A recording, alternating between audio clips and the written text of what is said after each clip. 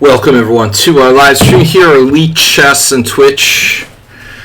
I am me, International Master, the Panda, with us.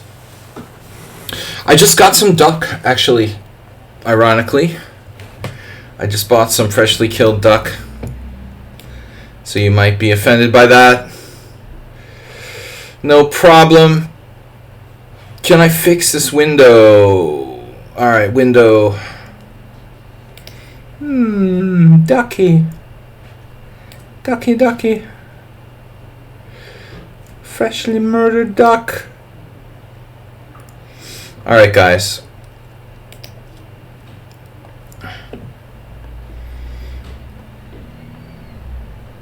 Astrobate has ducks, and I bought duck in preparation for Christmas.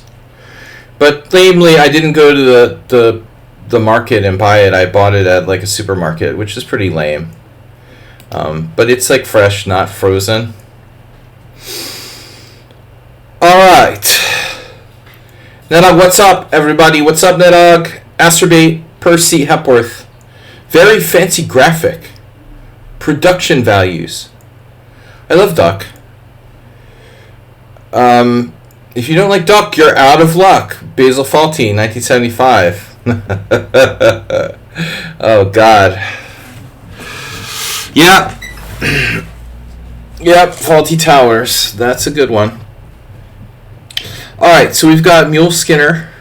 If you're not into duck, we can skin some mules. Astrobate, Rockport, Chapter 1, and Julie Wilson. Anyone else? Oh yeah, Snedsteak sent me a game. By the way, this is a game analysis stream. Format. Correspondence. PGN. Alright, Snedsteak. Snedsteak with white. Copy. That's kind of weird. There's that bracket there. What's that bracket about? Parentheses, whatever. Brackets. Parentheses! Be careful how you enter your PGN. Because if there's anything weird, it won't go through. Okay, add a new chapter. Paste. That should be, get rid of that. Get rid of that one. That one parenthesis shouldn't be there, should it? Just one parenthesis. Alright. Parenthesi. Oh my god, lichess says cannot parse. Uh-oh. What's wrong with it? Expected. Oh, there's the parenthesis. My bad. There was two parentheses. I see. Let's try this again. Let's try this. Add a new chapter. Paste. Let's try it with the parenthesis. Ah, it worked. Right, I was wrong. I was wrong. Foul T Towers.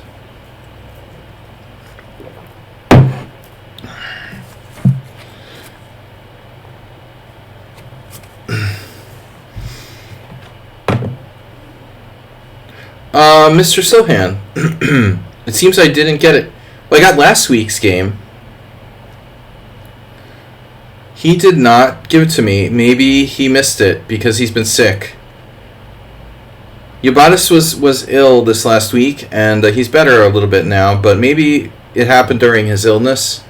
So maybe you sent it and he missed that message. Can you send me Mr. Slow? Can you resend said game to me? Probably he was ill. Hasn't been on my stream in a while. Okay. Hi. You sent it now. Oh, okay. Add this game of Kurt Richter. Oh, the 1930 Berlin Championship. That's cool. Now what am I going to do with it? I can open it over here. Hey.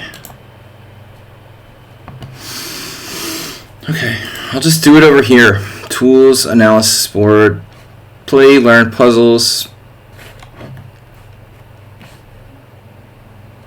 Just going to take me a minute to copy it over. Thanks, Mr. Slow. Let's see, copy link, put it over here. The miracles of modern technology. Paste and go. Now, Now what we want to do is copy the PGN. Okay, chapter PGN. Then we open it. It's a process. Show in folder. Don't touch that chess base.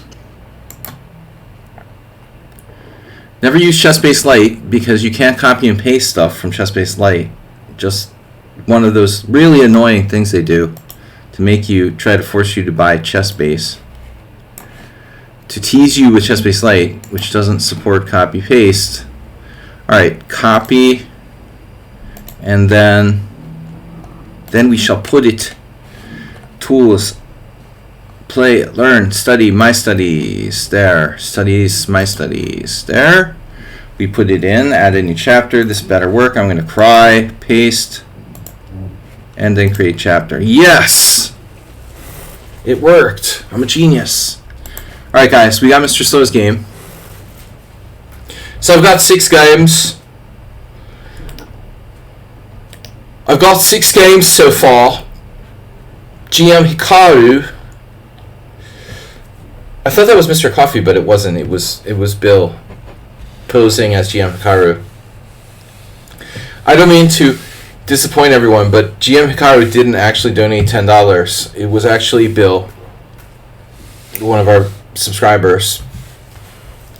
As far as the Christmas fund goes, we're still not there yet because Nils basically paid for something like nearly $200 in lessons.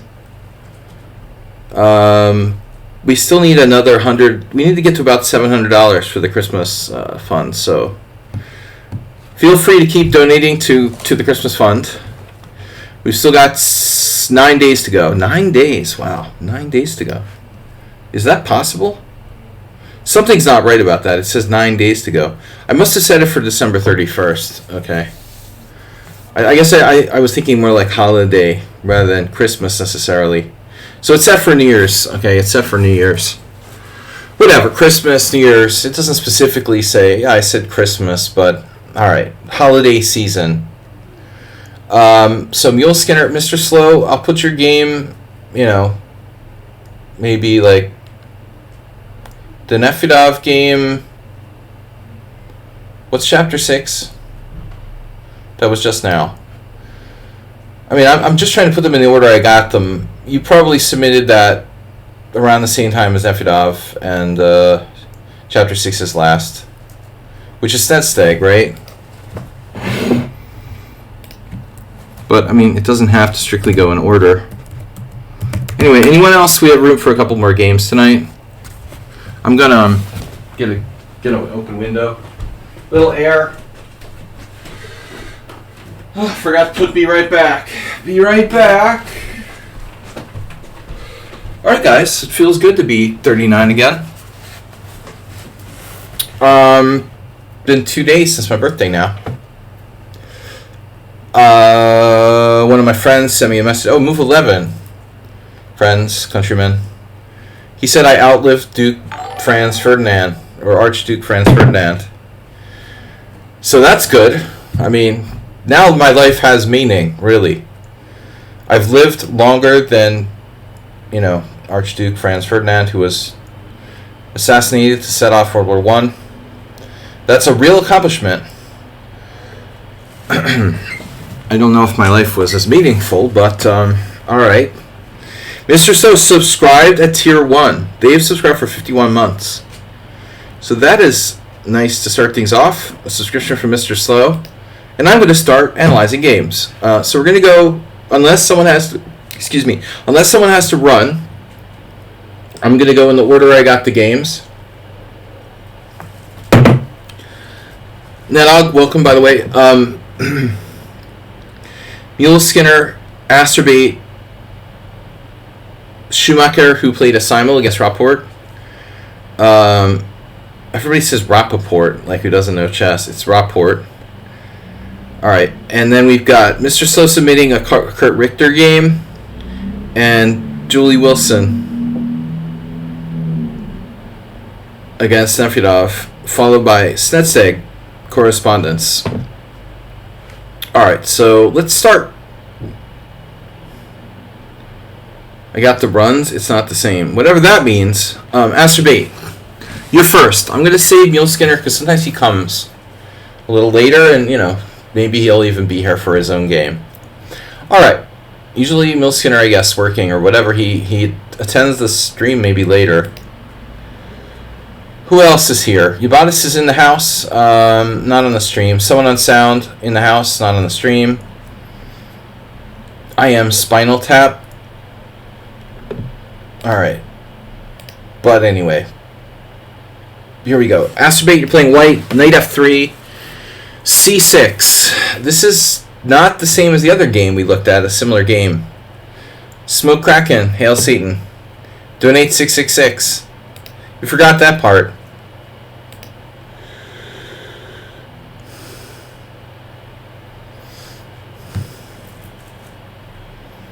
It's been a while since we had a 666 donation. $6.66. If you want to troll me. Knight f3, c6, b3.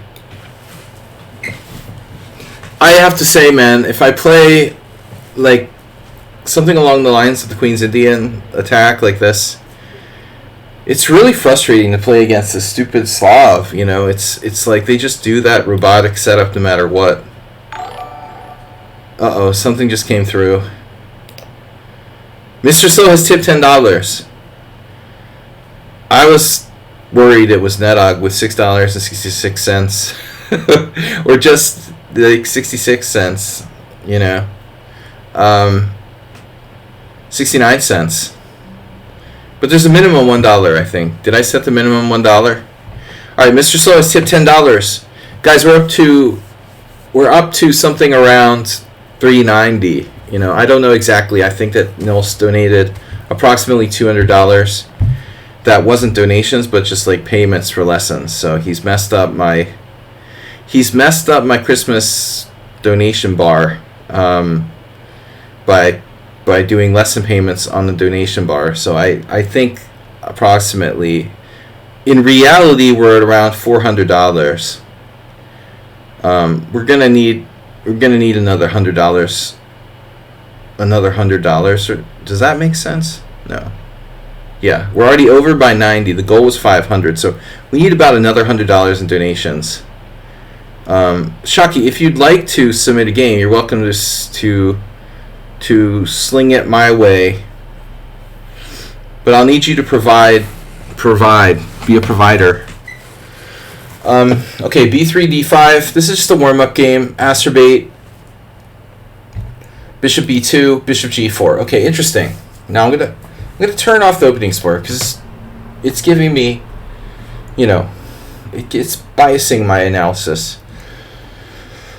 This is a very interesting position because I played the Queen's Indian like with black or accelerated Queen's Indian or double fianchetto, whatever you want to call it.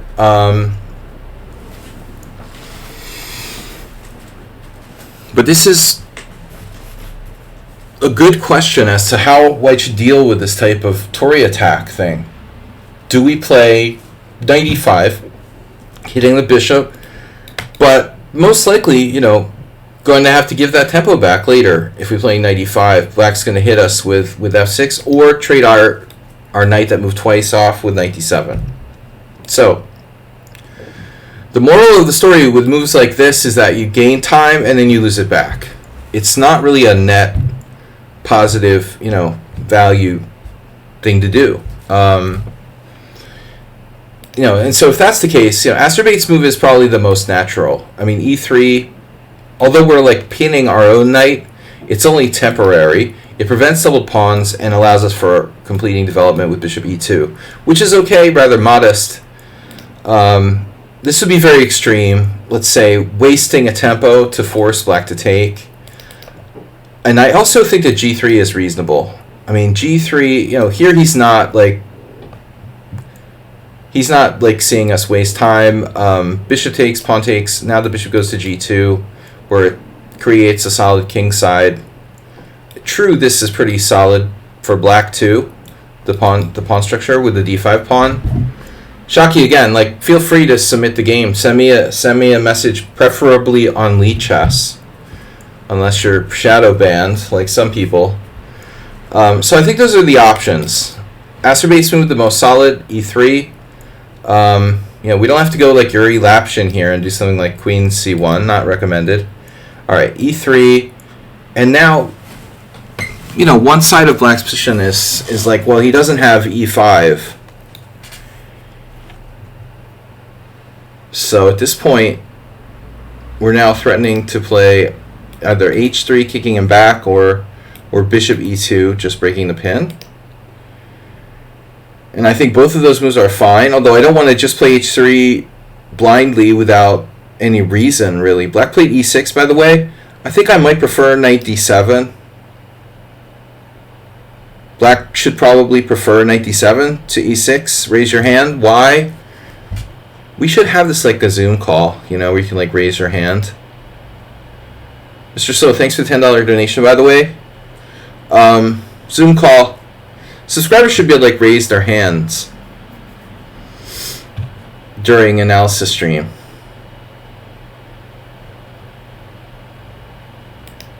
Why is knight d7 better than e6? I mean, we keep the flexibility of a one move e5 push in the position, right? But e6 just like you're just committed to the Caro-Kann. Why ask why? Why commit yourself when you could have two options? It seems stupid. So e6, and now Acerbate gets provocative with the c4. This is dynamic. The most dynamic move. And you've got a very typical Tory attack, reverse colors. c4 puts a little bit of pressure on black's center, which ain't bad. Allows for development of the knight to c3, where it might be more active behind the pawns. I think like this is the safest move. h3 is interesting, and then c4 is good as well. All right, c4, knight f6, and now h3, and black has to decide variation A, variation B, or variation C. So you've got take, giving up the white square bishop forever, which is a long-term concession, but maybe not so bad. This move has some benefits. I mean, you draw the white queen out. If I take with the queen, you draw the white queen out to a strange kind of artificial position where it's not really coordinated. You could, of course, take with the pawn, but just saying, if queen takes, you would draw my queen out of position and not lose time. And black has all these what I call surrogate pawns. So it's really hard when you have an opponent with 6 pawns on light squares to like crack open the position for our unopposed light square bishop. How is this light square bishop going to like dominate the game when the guy has all of his freaking pawns on white squares? It's not easy to do. So bishop takes f3 is reasonable, but on the other hand, I mean, I think the other moves are reasonable too. I mean, bishop f5. This can't really be hunted down so easily. On knight h4, we have like bishop e4, possibly even capture at g1, or rather b1. And on bishop h5, I mean, this is kind of the most natural move, so to speak, not trading bishop for knight.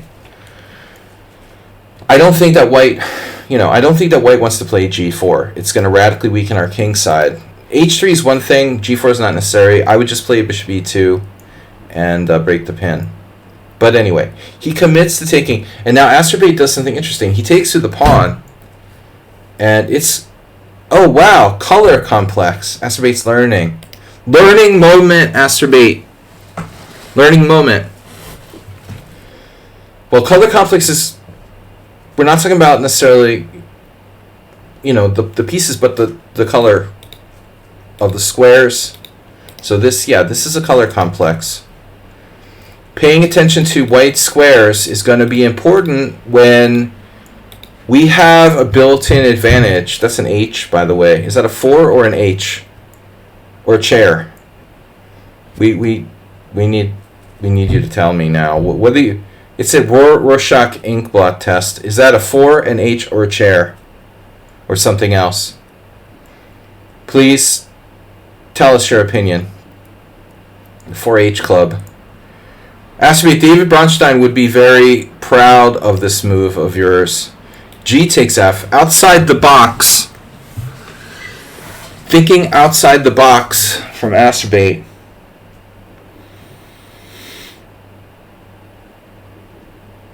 I think the biggest advantage of this is that the queen doesn't get drawn like out of position, out front, where it's like vulnerable to attack. But every time you get a double pawn, you also derive a kind of potentially theoretical advantage. I'm saying potentially because it's not always an advantage, but it could be. In this case, whenever you have a double pawn, it comes with, a half open file. The opponent doesn't have a half open file. We have a half open file. Now our pawn structure is segmented, and we now have 2 pawn islands, but we dynamize the position. So I think in terms of trying to win, what you want to do is create imbalance, and hopefully, favorable imbalance. Now, terrible move by black. The what? That's also creative and outside the box. But my favorite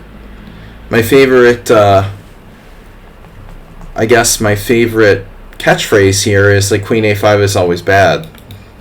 That's one of my Feingold type generalization. This is a very strange move by black. Don't develop your knight, don't develop your bishop. Bring your queen out to a5. It's funny, like, if this pawn wasn't here, he would have lateral mobility across to h5. But in order to do that, he's going to have to give up his own central pawn on d5. So the only thing this move really does is prevent you from moving your d-pawn. And so you played a3. And normally I'm criticizing Astrobate a lot for this move a3. He'll play it almost automatically. In a lot of cases where he's afraid of, let's say, knight getting into d3, like this.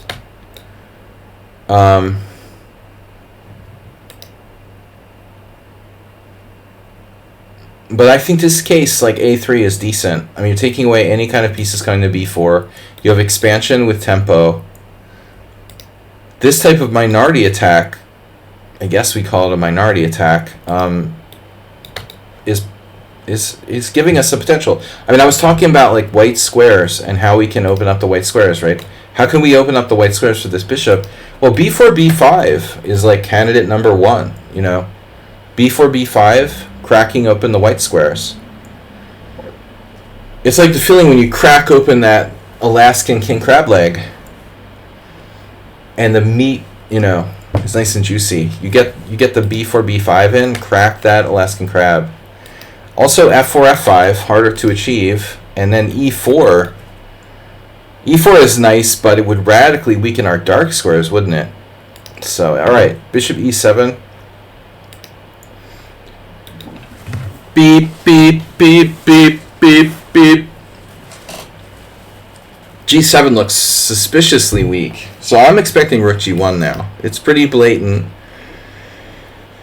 And we're really hoping that black castles into what could potentially be some strong attacking chances. What I'd like to see here is, f4, use of the queen on this diagonal. Both bishops on the 2 diagonals, like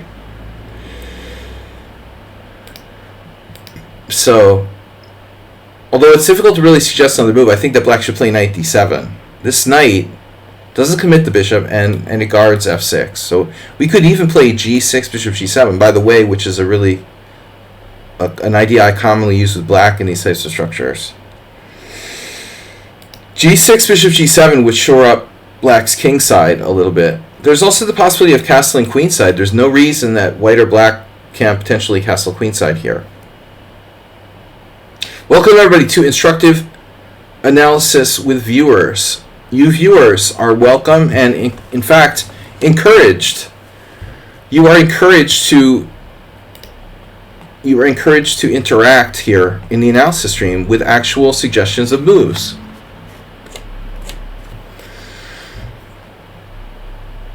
Sletseg said, thank you. Alright. So good game so far, Aspirate, but bishop c3, this move, I have a problem with this. Now, there are cases when this is useful. In the reti, for example, we'll see a common plan of like queen c2, queen b2, and then doubling on the diagonal, the reti, or reti. But right now, I mean, I think your first priority is really to solve this piece. You know, I mean, what is this knight doing? Are we bringing it out to c3? Are we going to move the d pawn and play knight d2? Is that what you're doing here? Are you trying to mobilize your d pawn to advance with bishop c3? You just played a3, so I would have to argue that like b4 might be a bit more natural than bishop c3. And as I said, the b5 break could be important at some point. On the other hand, when you push pawns, you create weaknesses. He might be able to counterattack, you know, at a later time with a5. So, for example, b4, queen b6, c5, bishop takes.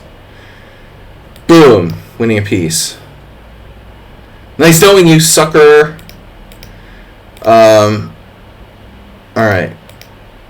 But anyway, okay, bishop c3 is a little artificial.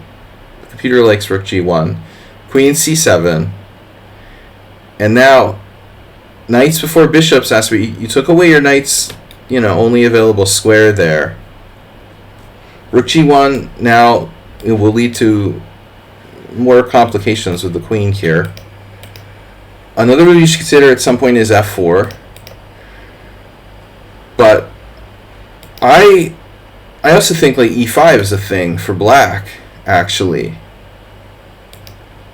If you play f4, you would stop e5, at least temporarily. But I'm not a fan of bishop c3. Okay, the first problem with this move is you're attacking a piece that's misplaced. If the enemy has a piece that's misplaced on the side of the board, do I necessarily want to attack it? You know, if a tree falls in the forest, do you want to attack it? The national home for the knight should rarely be occupied by our bishops. I think the problem with this position is, Mr. Slow, and Astrobate knows this, this is the problem knight. Geller refers to it as a problem knight in the Roi Lepez, the knight on c6. I think it's more apparent in the Sicilian, in the classical Sicilian, where your knight is on c6. It's getting in the way. It's getting in the way of not the pawn, but getting in the way of the bishop, getting in the way of the rook. In the Roi Lepez, it gets in the way of the c pawn on c7. But in the Queen's Indian, here, this is a Queen's Indian in reverse. Oftentimes, it's the piece that comes out last. Sometimes you have to move to a3 or a6 if you're black. This oftentimes gets in the way of the bishop. So this is our sort of hedgehog square. You know, I would say Astrobate needs to consider, let's say, bishop c3, here d3, with the idea of putting the knight on d2, which is like a, well, I would say a kind of standard hedgehog idea. But let's go back and say he played instead b4, right? I mean, to make Mr. Slow's point, there's nothing wrong with playing knight to c3, and I think this move should be, like, it should be explored. The problem is, like, okay, what's our follow-up? You know, the knight's getting in the way of the bishop, ultimately. Do we do a Raoul? One of our other Mexican friends from Harvard Square, Astrobate, Nedog's spirit godfather, Raoul. This is his favorite maneuver. He would always play knight c3, knight e2, knight g3. But I mean, the knight rolls over, so to speak, and heads for g3, where it gets out of the way of the other pieces, or possibly like knight e2, f4. But I also think that this plan of d3 and knight d2 is very natural. If I have my druthers, b4, queen c7, d3, followed by knight d2, f4, and then knight could even go to f3 and anchor the e5 square. But it's a complicated position, you know, and there's many different questions, more questions than answers, unfortunately. But Mr. Slow's point is well taken. The knight's only square is now gone, you know, and you're just kind of ignoring the problem. This exacerbates. This is exacerbation. This is acerbation. If you put your bishop on d3, where the hell are you putting your knight?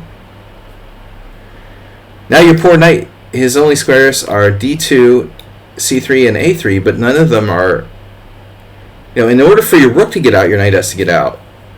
So I would think, like, well, if you're going to move your bishop somewhere, you probably put it either here or here, and then you play d pawn forward, and then you'll put the knight on d2. As I said, f4, d3, knight d2, knight f3 is probably a good plan going forward, just depending on what black does. This leaves us with problems. So what does black do? Black should probably play knight on bd7 and stay flexible, or possibly try to castle. But I think knight on bd7, not making it, you know, obvious which side he's going to castle on. Instead, obviously, he makes a great move here and just capitulates his center for no reason at all. Now this move, I honestly like. I think this move might have made like a just incy meensy tiny amount of sense. Like if the queen was on a5 and it could swing across to h5, there might be some kind of justification. But in this position, to capitulate your center, like why would you do that? Why would he give up his strong point on d5? I could see like some people thinking like, wow, this is a great square for my knight, you know, but you're going to take with the pawn. Take with the pawn. Nobody's going to d5. Good for white. Now he has this and he has this. This is more like his idea. But I can't emphasize enough how important it is to not give away your strong point in the center. Acerbate. You should see these. You should see these moves coming. You know, and act appropriately. At this point, black may well castle queenside.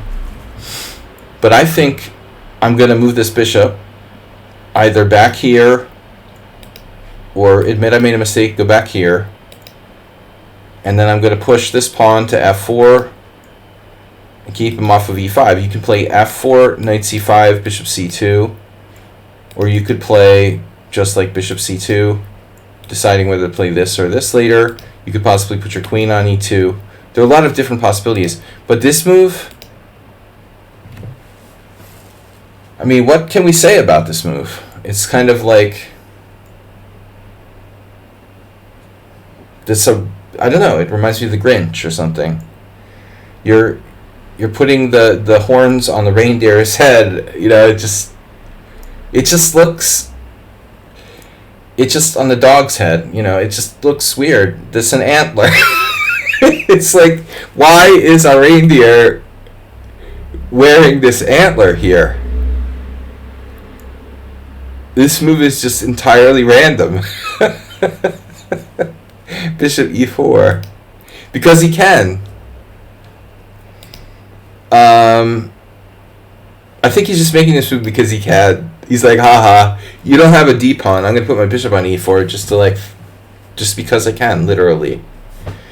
No. I mean, what does this move have as a purpose? I don't understand, you know. It's a silly move. All right, knight c5. He was inducing knight c5. This is actually an inducement. Black could, of course, consider taking it, and should. White is better though. I mean, white has this massive armada of pawns in the middle. I mean, white definitely still has some advantage, I think.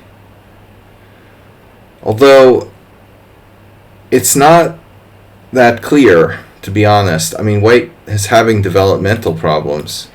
White is having mental problems. Okay, back to c2, castles queenside, boom. Not threatening anything. The damage has been done. Now, if I was black here, I would, have to seriously consider e5. But at the same time, see, this is the problem. You've got the Caro-Kann structure. No light square bishop, fine, but you can't.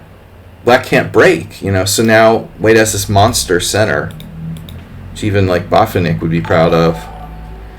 I mean, e5 loses the f5 square. It's not a big deal, but it's something. For example, like check, king b8. We can get the queen off the file, then develop our pieces. And we're threatening the knight on c5. I'm not sure that black really benefits by losing control of white squares, is all I'm saying, but it may be necessary to get some counterplay. And this is actually what happened in the game. I don't know if you should actually play bishop f5 acerbate. It's just a thought, No, e5 was a reasonable try by black. You're playing check is almost like you attacked his queen. Same thing. You're like attacking things for the sake of attacking them. You played bishop f5 because you could. You played bishop c3 because you could. But what does this achieve? I mean, are you forcing your opponent to go to a safer position on b8? Or do you have a crafty threat along the b file? Do you have any kind of credible threat here? So I think knight d2. If given enough time, white could generate some kind of threats along the b file. But now you're threatening his knight. Alright, so... By the way, this guy is 17-14. He doesn't seem too bad. He plays pawn takes pawn. He's not hanging rooks or anything. And now, I expected white to play pawn takes because, number one, I mean, it's more forcing. But after pawn takes, there are some possibilities, sacrificing a piece, knight here. Like, look at white's position now. How's white's pawn structure? Not so good. Tupra Men USA has subscribed on Prime. Thank you for the new Prime sub from Tupra. Black suddenly has a better pawn structure, also has a safer king, and, well, more conventionally safe king, let's say. This isn't clear to me. We're starting to have some issues, Acerbate, with your dark squares, dark square complex. So bishop takes e6, pawn e6, let's say, and I don't really see a safe position for your king in the long run, if the queens are on the board here. This is a really sort of demented Caro-Kann. Where's white's king safest? E2, like A2, G2? I mean, alright, so you take e takes d4, bishop takes d4. This might be the better move, because it keeps these three pawns. I'm actually thinking like it's very possible that bishop takes was the better move. It keeps the three pawns in one unit, which look pretty solid.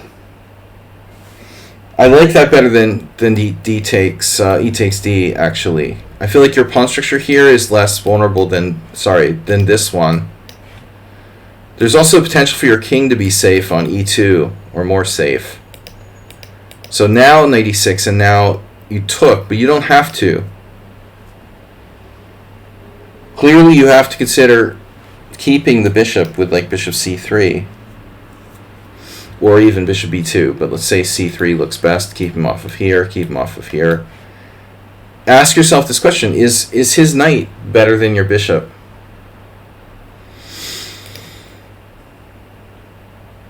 I don't think so. You know, I mean, they look pretty valuable, actually, both of them. I could see this game being approximately equal at this point. Imbalanced, but equal. Although I am concerned about Acerbate's development. He decides to take. So give up the late square bishop. There goes bishop pair, rip. And now, inducing a pawn structure weakness. Queen a4, getting out of the pin. Flinging his queen out with a one-move threat. Black. Problematic decision. How to protect a7. a6 weakens the b file. c5 weakens b5, but it also blocks our bishop. But it also is a tempo, so it's hard to blame him for this move. c5. Bishop drops back, and now black to play.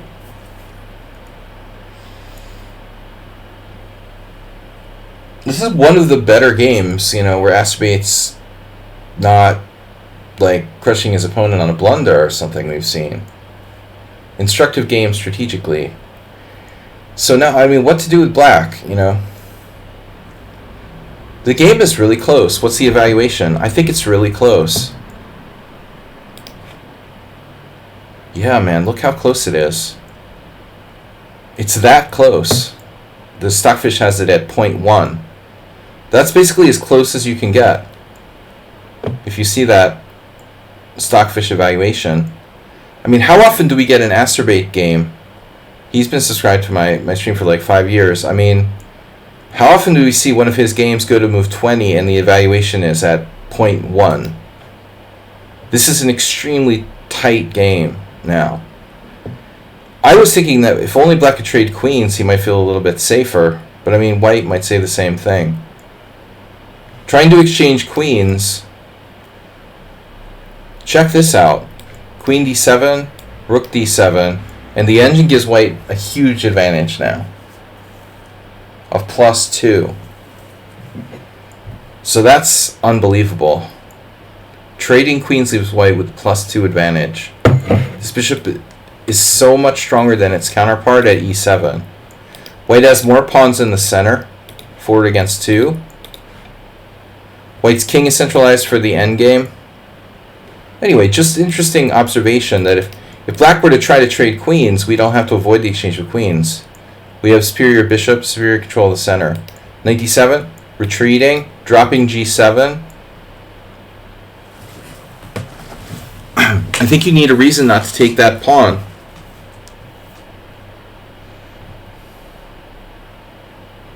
All in favor of taking the pawn, say aye.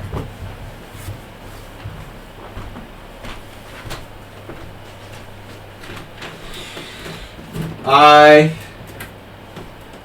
Alright, this was maybe the longest analysis of an Acerbate game I've ever done. But I really can't see a reason to not take that pawn. We get a rook on g2 or something. I'm sign me up. Alright, there's a couple issues. This, we gotta move it again. Then there's this, which is probably nothing. There's also this, which is not nothing, actually. That's not nothing. That's something. Because we've got a very weak point at d3. King's in the middle. I am a little concerned by that. But probably we just play king e2. And everything's more or less okay. Also, keep in mind, please keep in mind that if black tries to infiltrate here, in the last resort we can always just trade for the knight, of course, but it's possible to guard with queen c2. And I think the really defining thing about this position is the central mass of pawns for white is just dominating. My God, it's like a wall. There's nothing that black can really do against that. Not very easily, anyway.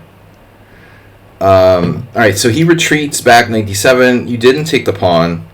He plays this passive move defending his pawn. Now bishop a5. Black has a choice between knight b6 and pawn b6, and neither of them is ideal.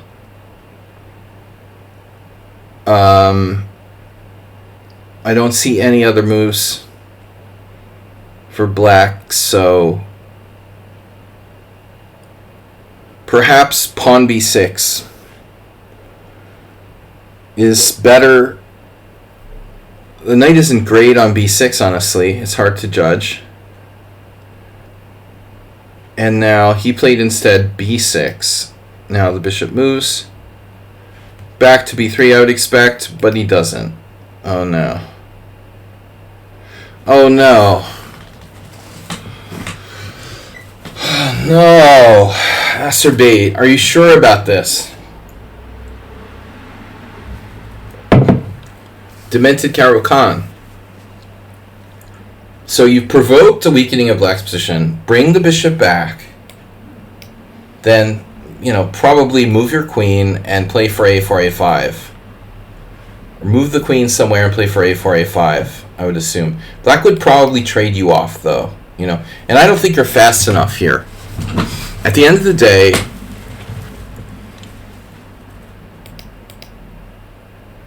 it's a tough call. But maybe you can try something else. Knight e4, knight e5. This is really touch and go with your king position in the middle of the board. Black can infiltrate in some cases. But I think what you did here, I have some serious doubts. He plays b6, you play knight b3. Now, you're interfering with your rook. And it's based on some kind of tricks.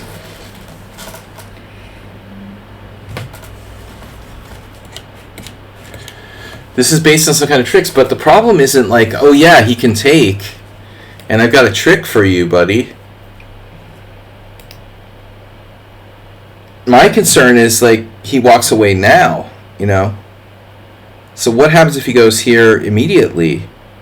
Or even c8, possibly?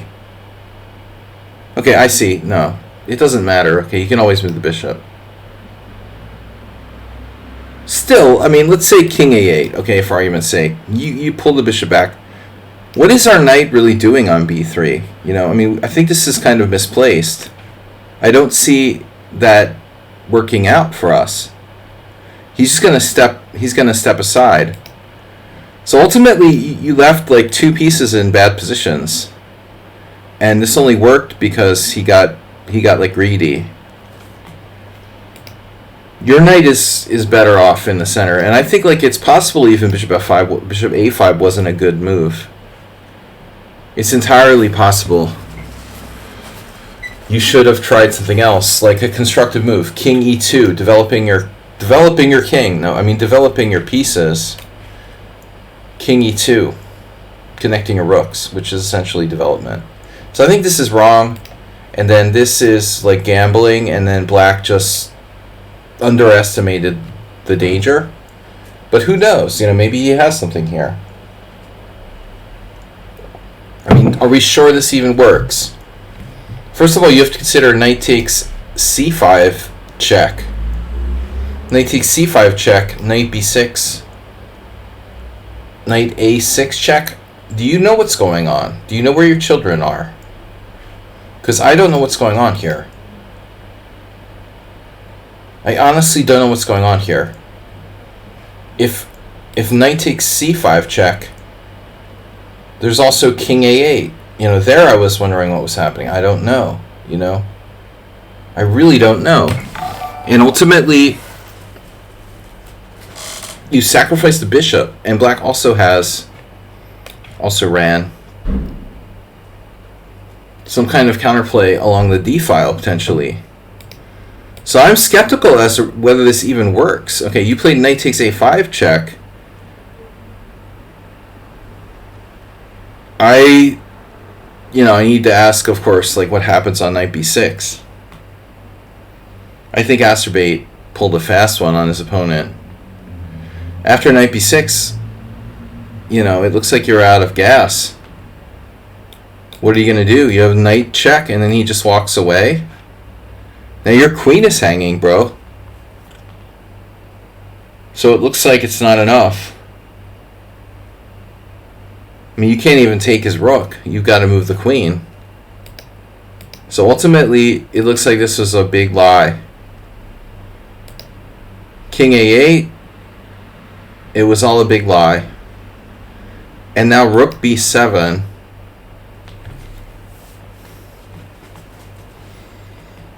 Now even here,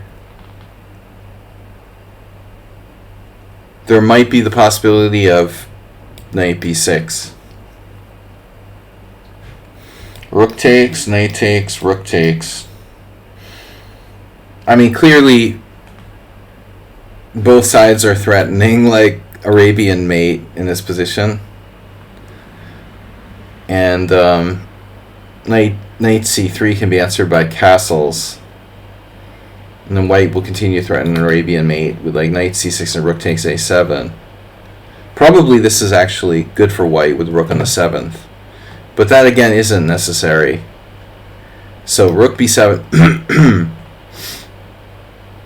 Rook B7 looks pretty scary, to be honest. I don't know about other alternatives like Queen C8.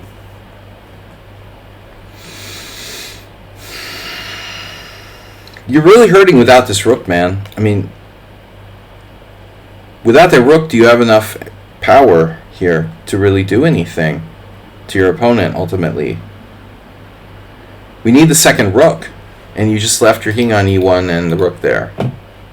So I don't think this even works. Wow, he could sack his queen with Queen A5. Queen A5 check. King B7. Sorry, Queen A5 check. Queen A5, King B7. And the game is equal. So he has at least a draw there.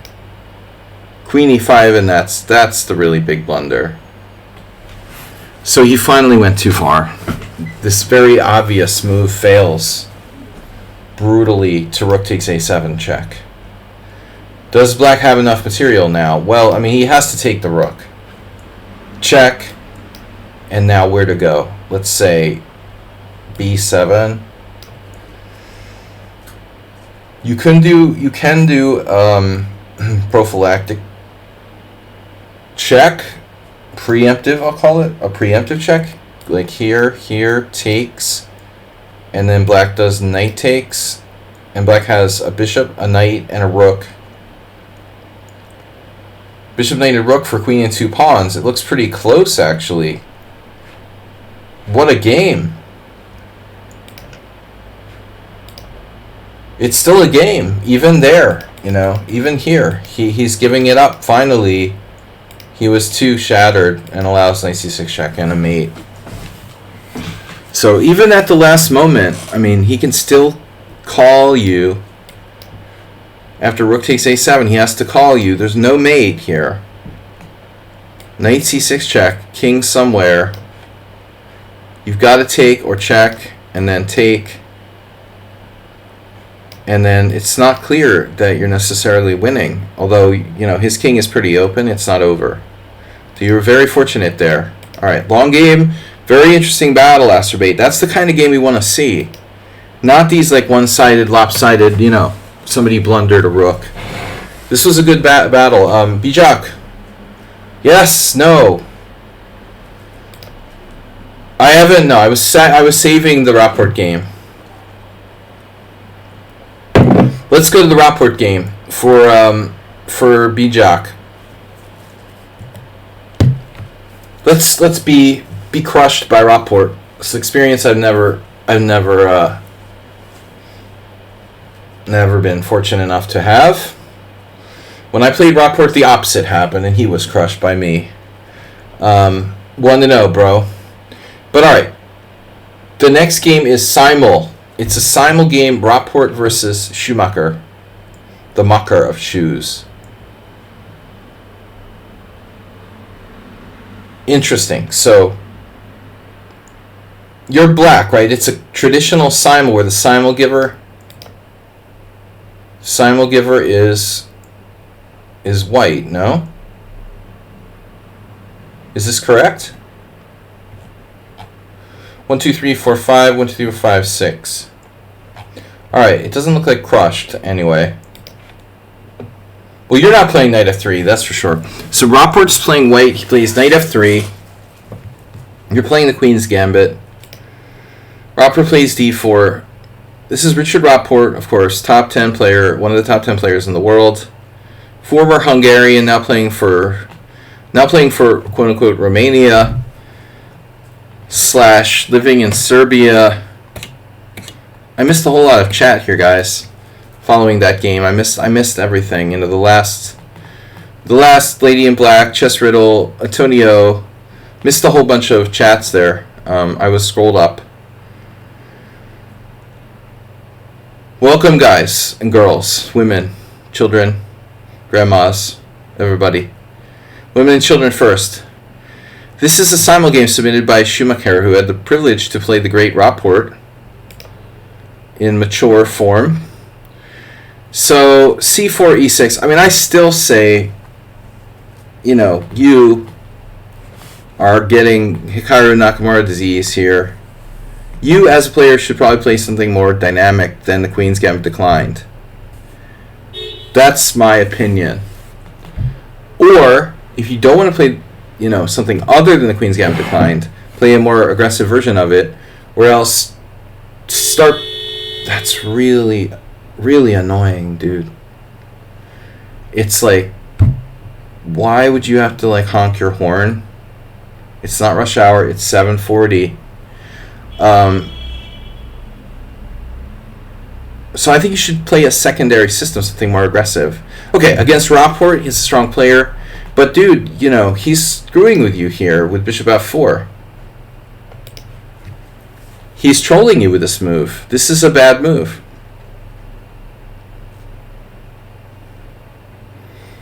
No, I believe this was an over-the-board simul with Rockport playing white. But bishop f4 is a mistake. I looked at this a while back, you know, thinking about move orders and stuff. I mean, there's nothing wrong with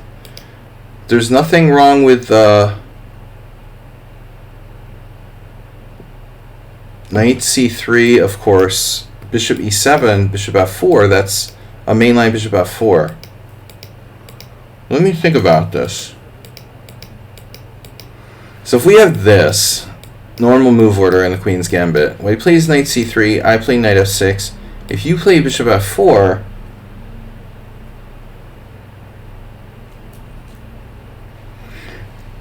then I do c5. What does it matter if it's like his knight's on c3 versus f3? How much does this matter? My first idea is bishop f4 is one of the most testing lines of the Queen's Gambit decline chess riddle, normally played on move 5. But this move 4 is a little early. Rockport specializes in creative stuff, but I mean, I think the point with c5 is we can play it, and if white takes on c5, we're taking on c5 with one move. The reason why the main line of the bishop f4 is good is basically like this.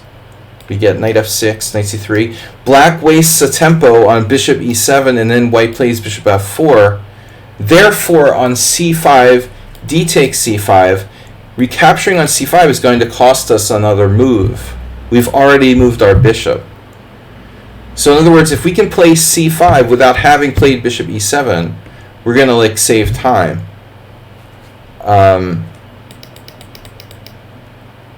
I'm just not sure how much it matters, like whether he's played knight c3 or knight f3.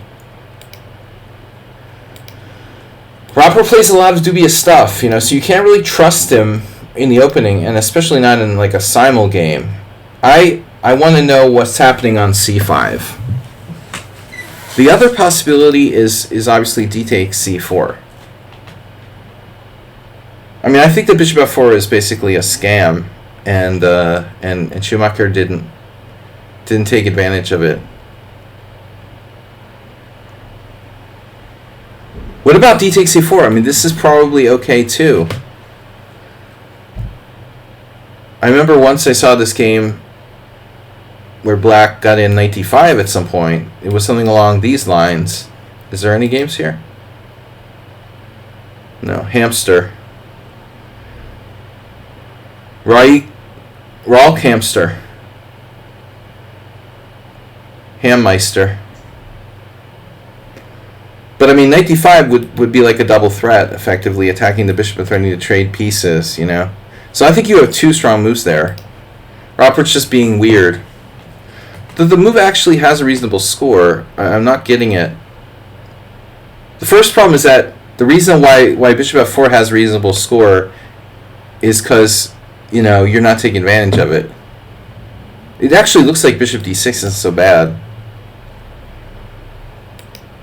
But I think the c5 is maybe best. Carlsen, Aronian. So this has been played. Alright, so bishop e7, you're going to transpose. Actually, he doesn't transpose. Knight c3 transposes. So he instead plays e3. Now, I don't think that there's anything wrong with that move. I mean, we're talking about knight h5 and stuff, but I mean, this is a little early for that to really be, I would think, a great move. It looks too early. Plausible, but doubt it. Though I don't understand the reasoning with his move order. I mean, this transposes the main line, you know, Gunsberg variation or whatever. What's the advantage of e3 other than the fact that you defend the c4 pawn, but you block your bishop's retreat? I don't know if there's any deep meaning to it. But I don't know if we can take advantage of it either. Although we do have a second chance to play c5. Now we've moved our bishop, so I wouldn't necessarily recommend it. Well, c5 is still a major idea.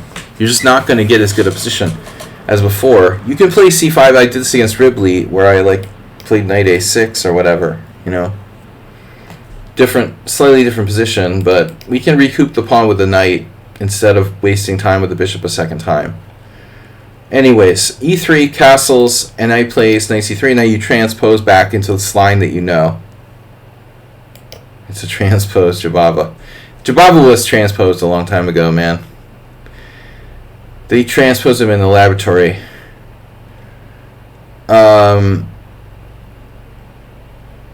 Yeah, I've never liked this for black. I know Hikaru played it a lot. Aronian played it a lot. It's like kind of passive. Obviously now, if knight b5, you have knight e8, so there's nothing that white can do immediately. I personally don't really like this line, but I suppose it's pretty solid. Now he plays queen c2. I mean, I think there's two schools of thought about the same position. You're maintaining your pawn on d5, and you're playing in a traditional sense. The other way to play is more combative, you know. You play c5 and you end up, maybe having to move the bishop again, or you'll have to recoup the pawn with some other piece. And one style of play is where you're maintaining your strong point at all cost. The other style of play is where you're counterattacking his center with c5. They're different, and both plausible. Queen c2, c6, and now rook d1. And this kind of freezes black a little bit, because with the rook on d1, you're going to discourage black from trying to play c5 and open up the d file. Now, but on the other hand, where's this other rook going to go, and is this necessarily the appropriate square? First thing I would think about here for you is b6. I have played a lot of games with white in the Queen's Gambit where I put my pieces on these squares, and the slow approach with b6 and bishop b7 was the only thing that really bothered me.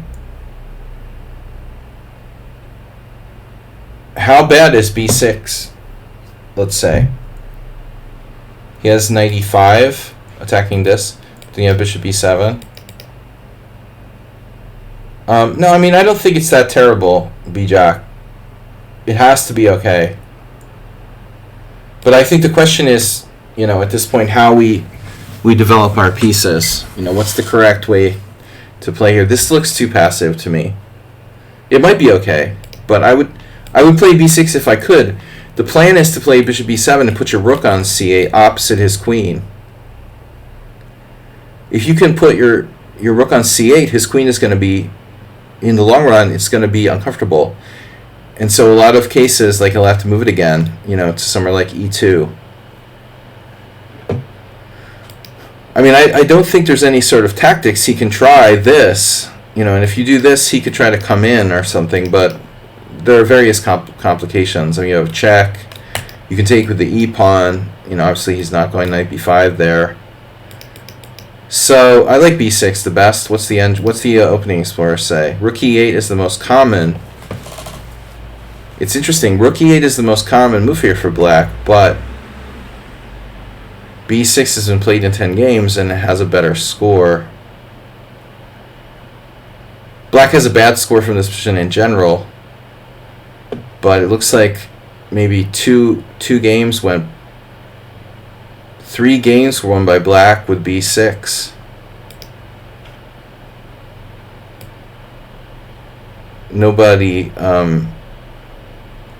But nobody really notable playing the black pieces here, just Mirzoev. Let's see what the computer says. What does the engine say? h6. That's a weird move. It also looks at a5. Now b6 is going to the top. b6 is going to the top. No, I stand by b6. Computer has doubled down. All right, this is okay, but it's passive. And now after a3, yeah, you kind of capitulate with Acerbate's opponent's move, d takes c4. You're not playing the Capablanca variation. I think at this point you have to consider a5, stopping b4, continuing along the same lines with b6. Now the problem is he has b4. So he has a much better version than before, and now he's actually threatening c5. Had you played b6 in the previous position instead of rook e8, and he plays a3, and you play bishop b7, he plays b4, okay, I'm not really in love with it, but maybe you can play a5, for example. I don't know how bad this is necessarily. I don't really want to let him push b4 and c5. Okay, so you played rook e8, it's quite passive. a3, and then you took on c4. In general, this is a bad decision, but there's one kind of justification for his move, and it's a very important one. Schumacher is going to be able to trade a set of pieces. This particular rook move, I mean, yeah, it has some points, It's better placed on an f8. It frees the f8 square for both the bishop and the knight, and it helps support e5 later on, but you can't just play it whenever. I mean, it's not that useful in certain positions. This case now, your only hope is knight d5. Capablanca's freeing maneuver, but he's taking now with the bishop in one move. You're playing knight d5 to swap pieces, but he doesn't really care that much, honestly. The rook on d1, it prevents you from breaking with these two moves, and now, okay, you're either going to be able to take his bishop on f4 or take and trade on c3. But neither of these moves is going to essentially equalize. White is still going to have a dominant control of the center. I don't know what White's best move is. I think as a default, I would probably play bishop g3 and keep my bishop and let you take here. And then obviously if pawn takes, the a3 pawn is hanging. I don't know if it's sackable. But Like queen takes. Now knight somewhere like this. You're threatening to maybe go in here, but I still think white is much better. Anyway, he gives you the bishop. You take. And now, okay, there's a pawn structure transformation. I saw a game in a tournament like 5 years ago here in Hungary, where Rook Robbie was black against Atzel Gergo. It was similar to this, but like a better version. I mean, if you had another tempo or two, let's say you could play like g6, bishop f8, bishop g7 real quick, I think your position would be quite solid. You know, it feels to me like, well, now, I mean, dude, you're playing a dangerous player. It's a Simul. You have no space. But most importantly, he's an attacking player. I mean, you know, f5 is on the menu here, I would think. He wants to open it up. He would want to open it up. I would play g6, you know, in a vacuum. But white's space advantage is very serious. I'm a little scared he's going to play f5. Maybe you're not afraid of f5 because you have takes and discover attack on his queen. Okay, but I'm not in love with this either. I guess g6 does weaken your position. I don't know what to suggest. I don't like the Queen's Gambit decline and positions like this, because we have no space and we're like suffocating. So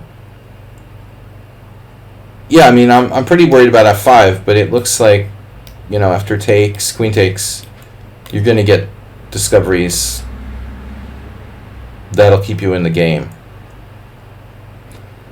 And so Rapport doesn't do it. He just plays g3. And here, you know, without any other suggestion, I say b6 and bishop b7. I mean, you have to get your pieces out.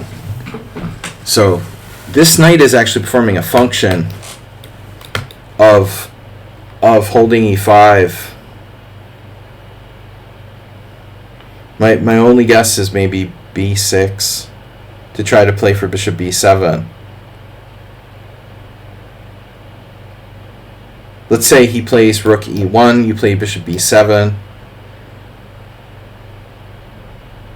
He's going to need some kind of tactic or something. You know, he's going to need to break it open. I guess f5. If your bishop goes to this diagonal, you lose the c8, f5 thing.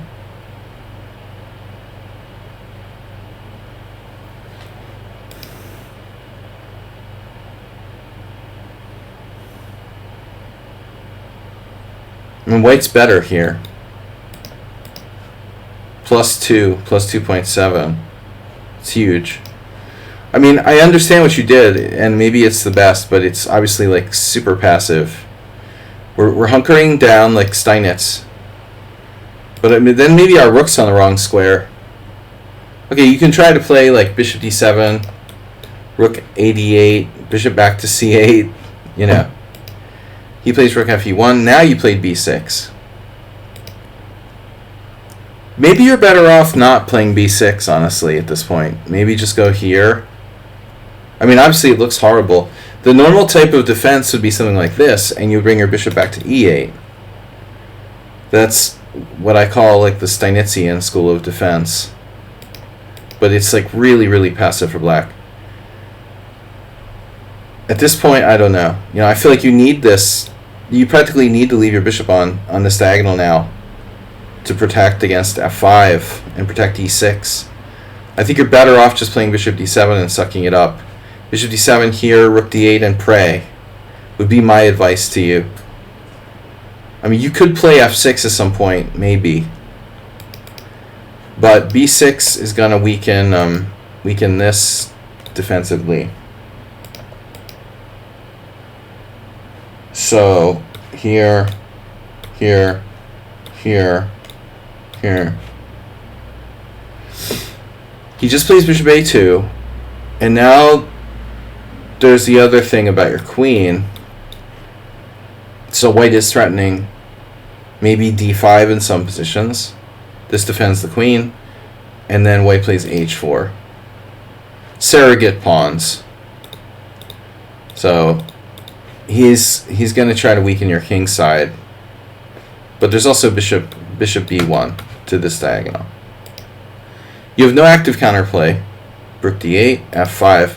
So that seems a little inconsistent, you know. It's funny that he played h4 and then f5. I wonder why, you know. Why did he need to play h4, let's say, before he played f5? Was he waiting for something, or, you know, I don't understand exactly. Was he waiting for you to weaken e6, maybe? So he could have played f5 right away, but your rook is still here. I don't know. Maybe it matters. Or maybe he's just making random moves in a simul. But f5, you cannot take.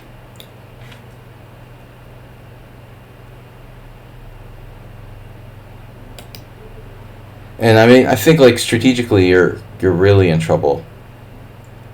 Your pieces are super passive.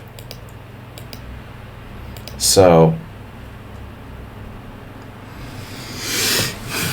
but at this point, I mean, wouldn't it be better to take with the knight than you're getting shredded with knight f7? Okay, I get it. Makes me wonder. Doesn't he have knight f7 right away?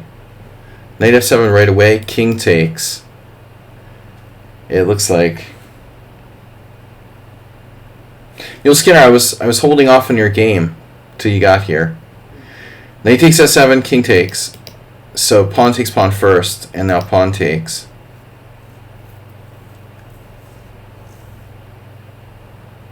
What? Knight f7? King takes, rook takes? Haha. Morales, no, this is not a simul game against me. No, I don't think so. This is not convincing. All right. So he was right. I mean, I don't think he needs to sack there. This is a good move. He undoubles his pawns, and now he just has like the better position and attacking chances. So queen f5 is a cute move. He comes up with a really cute move here. Queen f5. And now I can't believe we have to give up our dark squared bishop.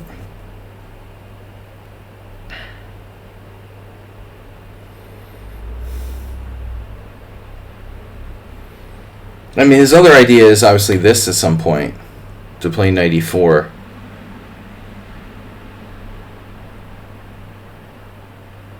I love this. The warrior 7-2. Can I?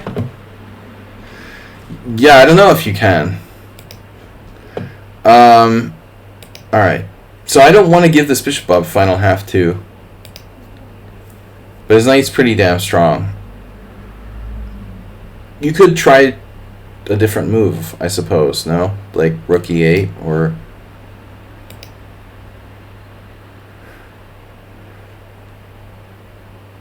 I mean, there's stuff like knight g4. This is double attack here, double attack here. But you could also probably protect. I'm just trying to say, like, I'm not sure you have to play this move, bishop takes c5. I know that you have a bad position and you're in trouble, but... Now, check, knight takes, check, queen f7, and you lose a pawn. You lose a pawn, but you gain a friend. Okay, your king is pretty active, man. To be honest, under the circumstances, it feels like you did pretty good to even survive to a pawn down ending where there's some theoretical chance to save the game here. Your bishop can be quite strong. The king's a good blockader. It's not so easy for him to play f4, f5. Yeah, it's easily winning. Yeah, I mean, if it's a computer, it's easily winning. But I mean, I'm not sure this is that easy with a good king. You should be able to put up resistance here. It's too easy to give up because your opponent's a strong player, you know, and be like, oh yeah, I'm lost. It's a 2700. I mean, you got to pretend that the weak players are strong players and the strong players are weak players, I guess. I don't know, you know. But why king e7 rather than king e6? Because of knight e4? Does it even matter? I don't understand why it's better to put your king on e7. This seems more active. Is there any concrete reason why you would choose not to put your king on e6? There's this. It's a double threat of sorts. But then you exchange rooks. I see as an in-between move, like check. I mean, then you can choose possibly to go to f5. And again, I know that it's not good, but there's still theoretical chances of surviving here. You shouldn't just give up because you're down a pawn in an ending. And you certainly don't do that against me. But this seems a little more passive than king e6. Knight e4. You've got a bishop for knight, and he's only up one pawn. You have a queenside majority, and he's weak on the white squares here. d6 is a huge problem. But I'm telling you, if you would put your king on e6, is this move possible? Because this pawn is under attack. This has got to be a better defensive try. Yes, rook takes rook. Knight g5 check, king f5.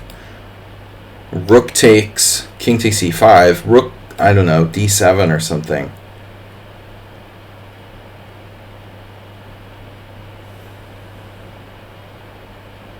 Bishop a6, rook takes a7. It's looking pretty bad, I know.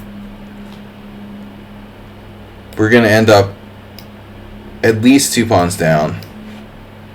But at least you have a good king. Yeah, it doesn't look good either way. So knight e4, rook d5. Knight d6. Yeah, this poor bishop, man. The bishop never made it.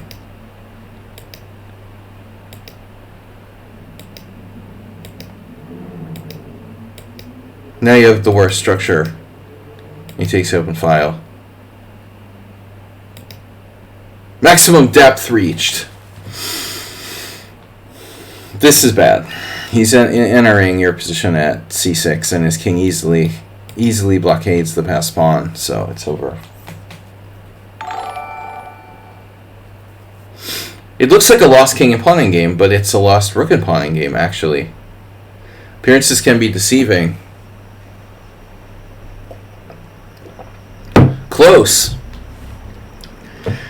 As we just get to tier 1 sub to Kobumbo. Alright, we're going to do Mule Skinner's game. Mule Skinner just showed up. The Mule Skinner game features... What does it feature? Feature double creature. It features a 90 plus 30 OTB game for Thursday stream. It was played on live board and therefore has timestamps. Site bleep.com. La Zubia.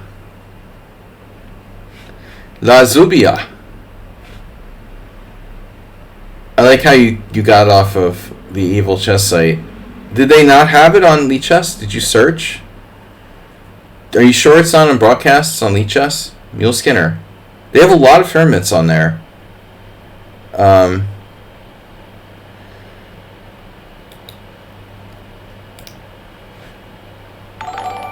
Asprey gifting tier 1 sub to the Warrior.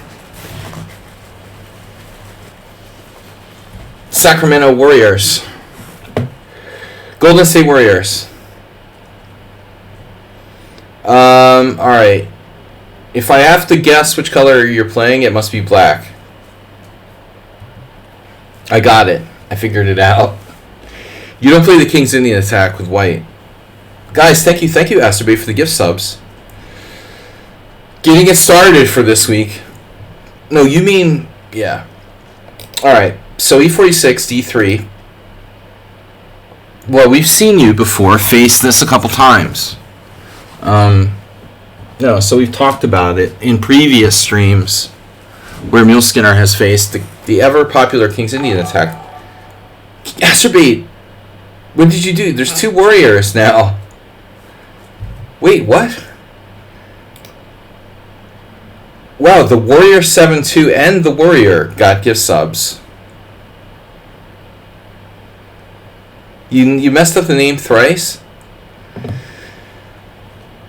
Oh no, the wrong Warrior got a gift sub?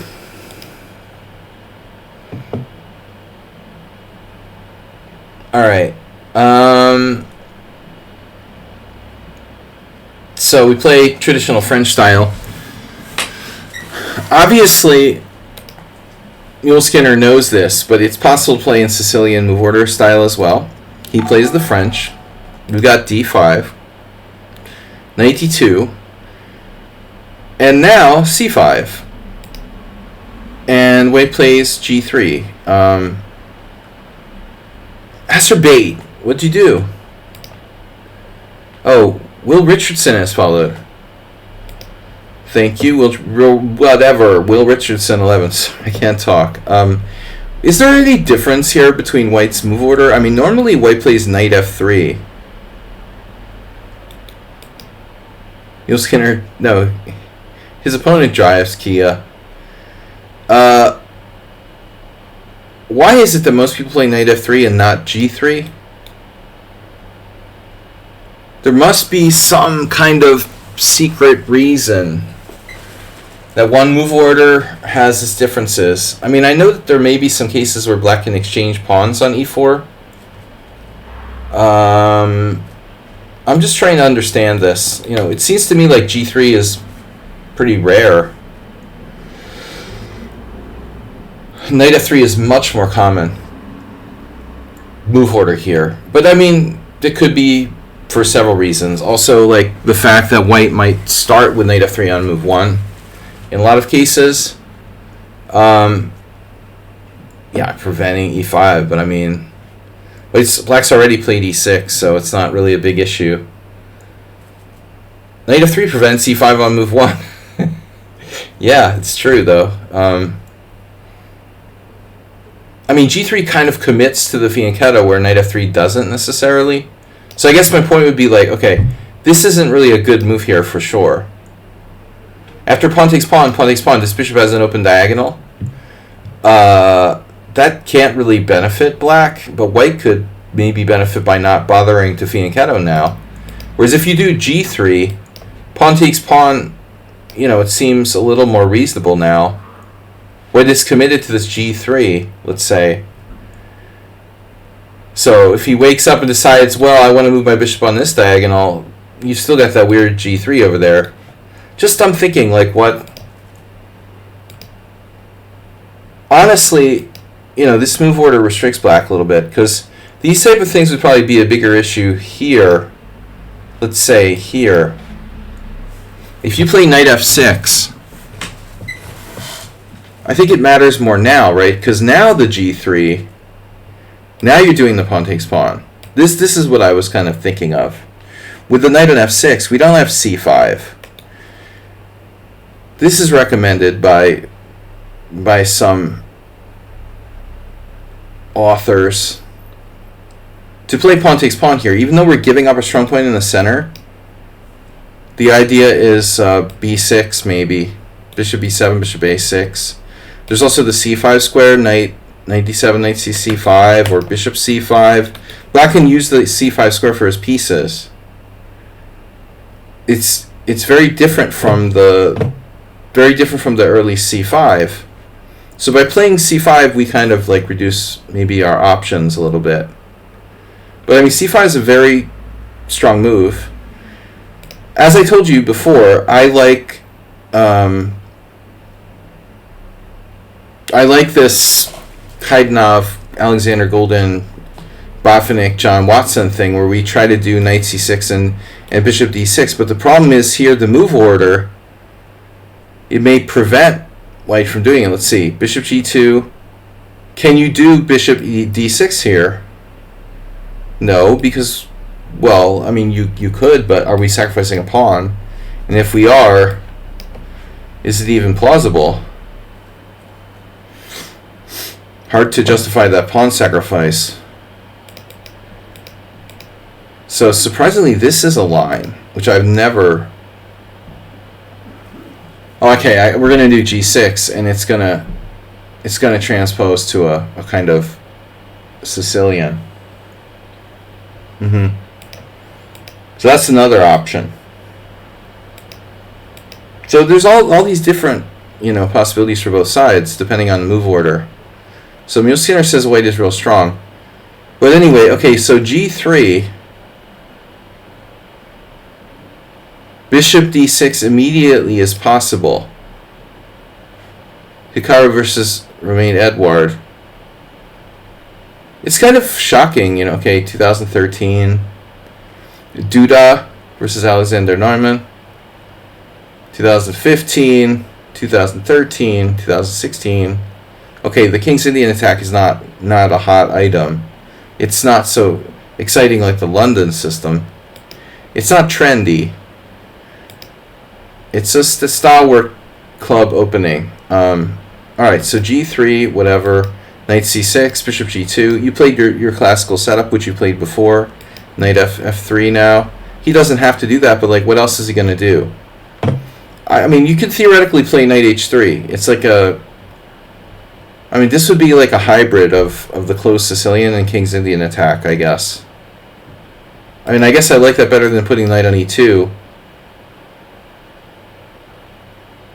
But I mean, both of these moves are like offbeat possibilities. What about like f4? The f4 on move 2 is being played against the French from time to time. Alright, so it's like a closed Sicilian essentially, with the knight on d2 though. That's not great, I guess. Alright, bishop e7, castles now. Castling right away, it seems like committal. So I like your decision here to not castle right away. You've done this before. I don't know what the best move is, though. B6 looks kind of weakening. This diagonal looks really soft. So this is, I think, the standard approach. The Kasparov-Kramnik game. Wow, Kasparov playing the King's Indian attack. That's weird. Queen c7, why not? But Queen c7 shores up some squares here and enables black in some situations to delay castling.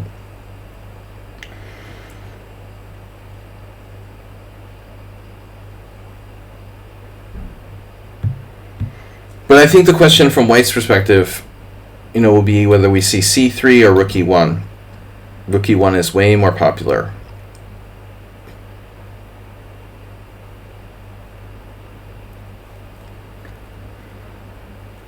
I guess rook e1 is just better because with rook e1, white maintains not only the threat of e5 but also the threat to open. So he has two possibilities with rook e1. You can push and gain the space, or you can play pawn takes pawn and then do this Rubinstein type of thing, which we talked about before, where we're like taking with the pawn on d5 and playing d4. So this style thing, like you do rook b8 or you do b5. I chop, and then d4. And we talked about this last time. This type of pseudo pawn sacrifice, boom, boom, boom, it's pretty good for white. Whereas c3, and by the way, I also want to mention in that type of scenario, there's also c4, so if rook e1, b5, another possibility is, like say I take with a knight, c4. Now I honestly think that like maybe white maybe white really wants to play like a3 at some point in c4, but to keep the knight off b4, I don't know. There you see Zatanska, probably U.S. Women's Championship, Zatanska versus Foysor. Those, I guess, are USCF ratings, I would hope. But I would assume so, yeah. But honestly, Zatanska plays the French all the time, so I would certainly hope that she knew how to play the white side of a French position. I mean, c4 is the other possibility. So you see, the problem with playing c3 is that you're throwing out a lot of those possibilities. So, frankly, this begs the question, like, is b5 Ronald Kusi versus Robin Cunningham? Did I say Ronald Cunningham? Ronald McDonald? Robin Cunningham back in 97. An old friend of mine.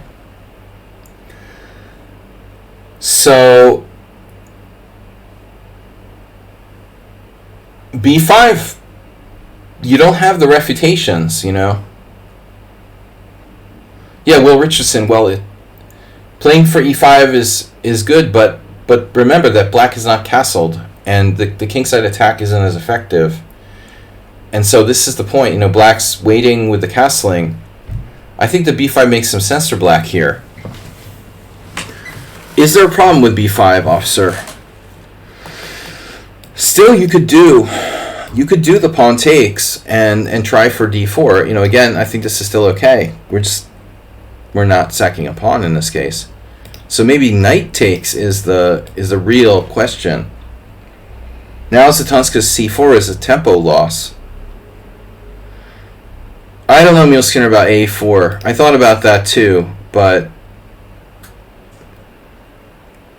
my assumption would be like white's playing on your side of the board. You should be okay there. You have two possibilities at least, but probably more. You can take, you can play b4, or you can even probably play rook b8. I mean, I don't know how bad this is objectively. Like something like this may not be that bad, but you could also take it. And now you're going to be able to castle kingside without getting checkmated, probably, because white is committing a lot of resources. Well, maybe not. I mean, maybe he swings across here. a4, okay, let's say we shut it down then. Alright, we'll shut it down. We're not going to let his pieces get active.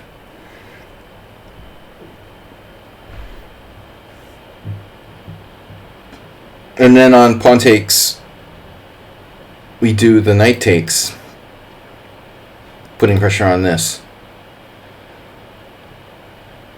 I just don't think it favors white necessarily.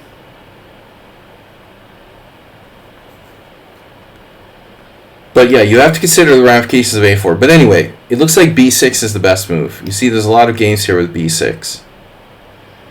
And this is like a compromise. We're not castling, we're not committing, we're just like waiting and hanging out. b6 is solid. So you decided to castle. Now you're going to be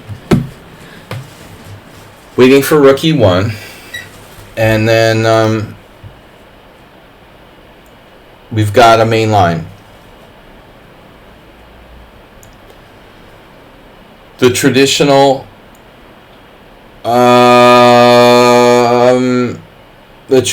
move is b5, right? Bobby Fischer, Meg Marcerin.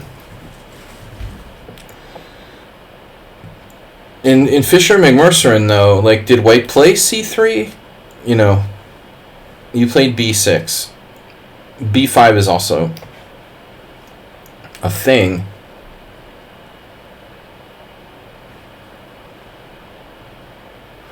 But again, pawn takes pawn, pawn takes pawn, d4. I feel like I saw Feugl once play something like this, actually. So that might be plausible. Anyway, b6 is safer than b5 because it doesn't weaken the c5 square. But it's also less aggressive. Now white should close it up, but he doesn't. It makes sense. I mean, in the race type positions where it's closing up in the center, you want to have b5, b4 go real fast. If you play b6 and his better shot is e5, I would think he would play e5 and then go, you know. Everyone here plays queen e2. Why is knight f1 bad? Because it's triple attack. You have to play queen e2, okay. And now you're supposed to play, interesting, now you're supposed to play what? b5 is a tempo loss. a5. a5, knight f1, something like a4. Here's Morozevich versus Hu Yifan. Bishop f4, and now what? a3. There's a game. It risks locking it up. What do we play now?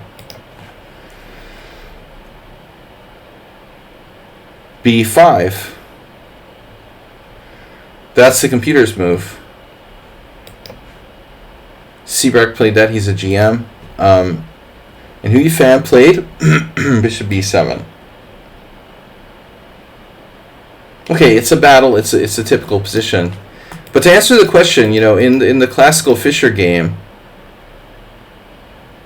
the classical Fischer-Magmercian game, that game, you know, where Magmercian plays like b5, a5, you know, b4, and then when Magmercian plays a4, Fischer plays a3 or whatever, the key is that like white hadn't played c3 there. You know, c3 changes the position from the classical Fischer-Magmercian game. That move being in weakens white's queenside, but this is kind of a weird move now knight f1.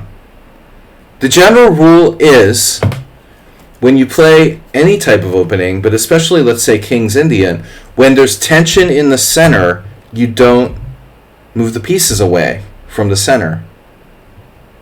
Yeah, that was against the Mongolian Magmercian. Fischer's most famous King's Indian attack game, the most famous King's Indian attack game of all time.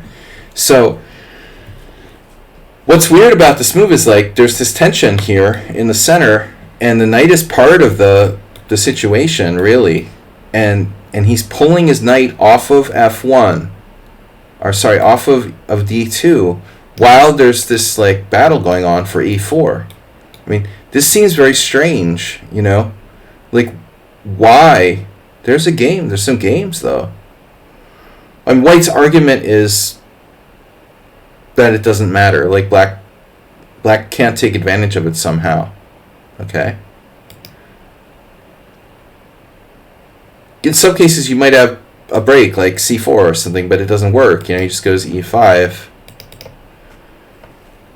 Well, you can trade pawns, and that seems to be what most people did. So this is interesting.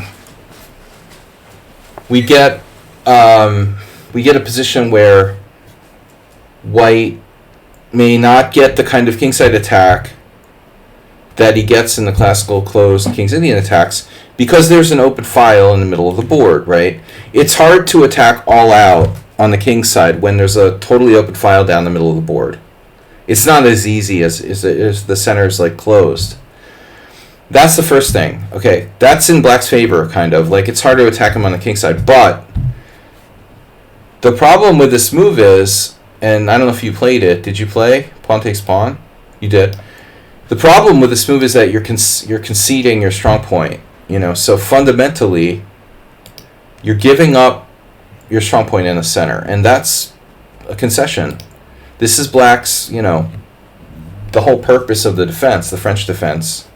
You're strong pointing d5, you're trading that off, and you no longer have a strong point in the center, and you're trading a d5 pawn for a d3 pawn. This is favorable for white. Another point you have to understand that's dangerous here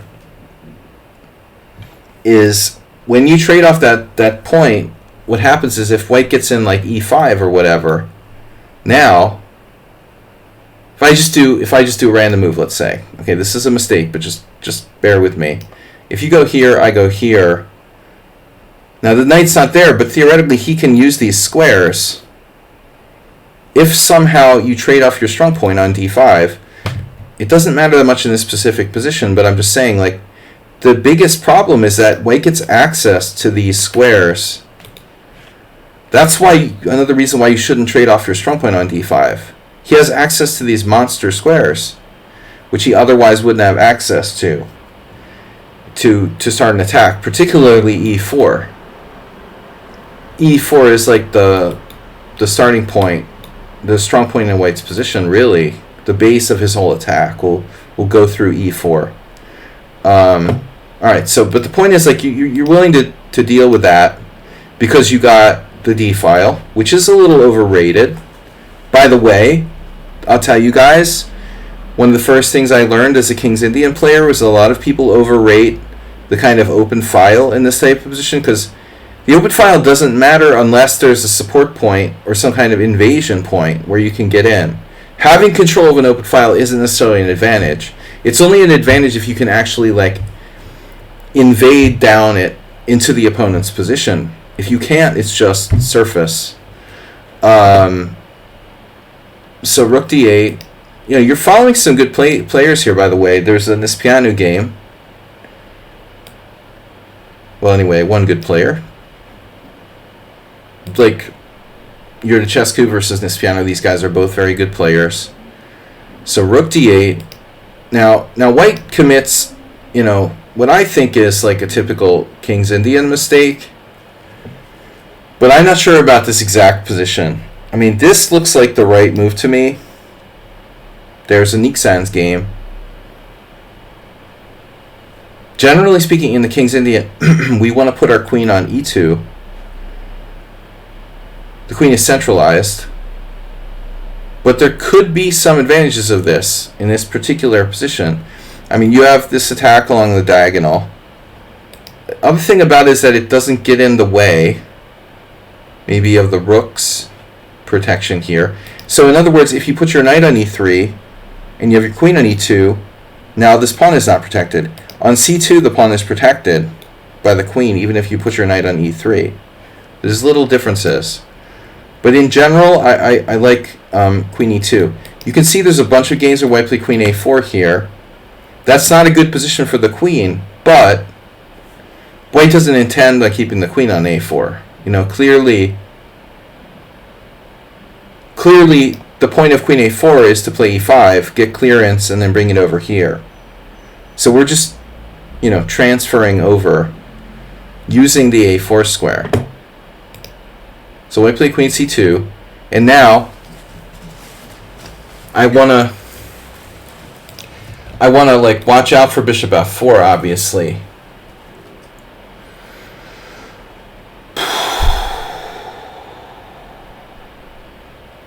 You know, the problem is if we tried a strong point. What if we tried a strong point?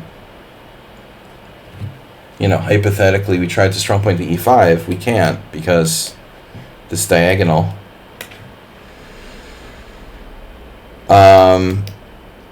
If we get two moves in a row, boom, boom, boom, we're okay. I think we're fine, probably. If we get our knight to e5, but how do we get there? You know, if we go here, we can play e5, exactly. So you can't necessarily stop e5.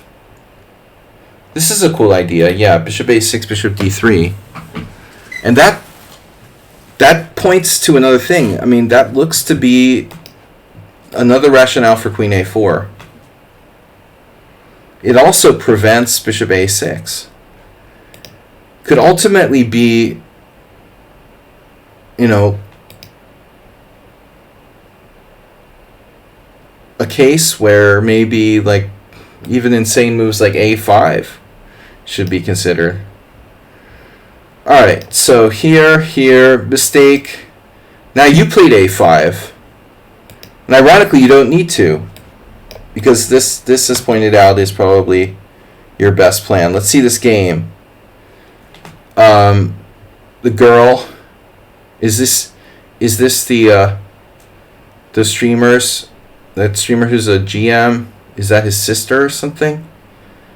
I don't know. Ask Gaboyan. But e5, knight d5, bishop d3. Okay, queen sacks don't work. queen a4, and then black played b5, queen h4, knight d5. By the way, black is a quite strong player, women player, this Bulgaria. So white had to go through some awkward steps here. And it looks like black has a good game. Black's very active. Anyways, so what you ended up doing looks very unnatural. a5 is unnecessary and too slow. Well, it's slow, and it's unnecessary. But let's see what happens. So white plays now bishop f4. That wasn't played in the other game. We played e5, which is also perfectly reasonable. I don't think a5 is necessary. We can play bishop a6 without it, and it does weaken like some squares a little bit on the queen side. So a5, bishop f4, and then here most people would play like e5, but you've got to know that, like in the Roy Lopez, this move is seriously very committal. If you play e5, yes, it's possible, but you do weaken these squares, particularly d5. If that falls, the opponent has long-term control of the key square in the center. So that's not ideal. Bishop f4 might be a good move. And now you had to play, or chose to play, something rather awkward. I don't have a better suggestion. You have to go to... You seemingly have to go to a7. It may not be that bad, necessarily.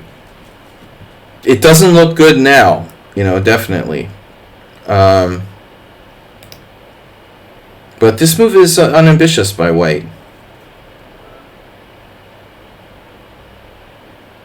I feel like white's playing the King's Indian attack.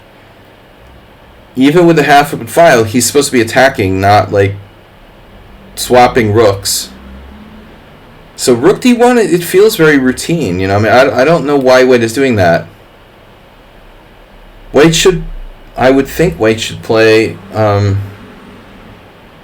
e5, but I guess now he's concerned about his bishop.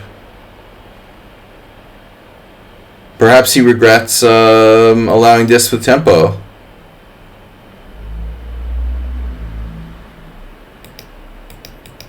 There's also, he's probably afraid of bishop a6, bishop d3.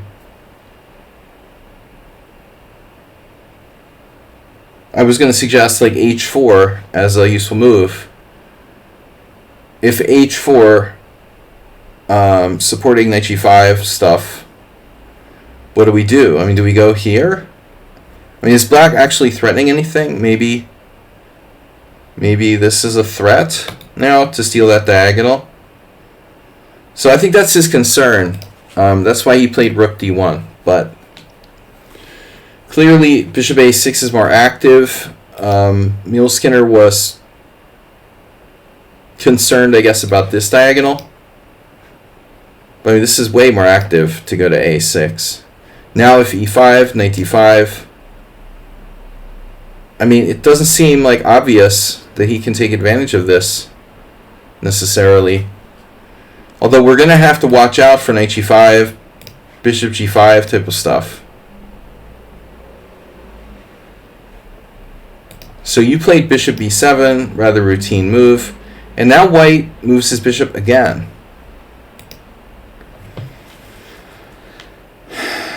Muleskinner was saying it's a strong player, but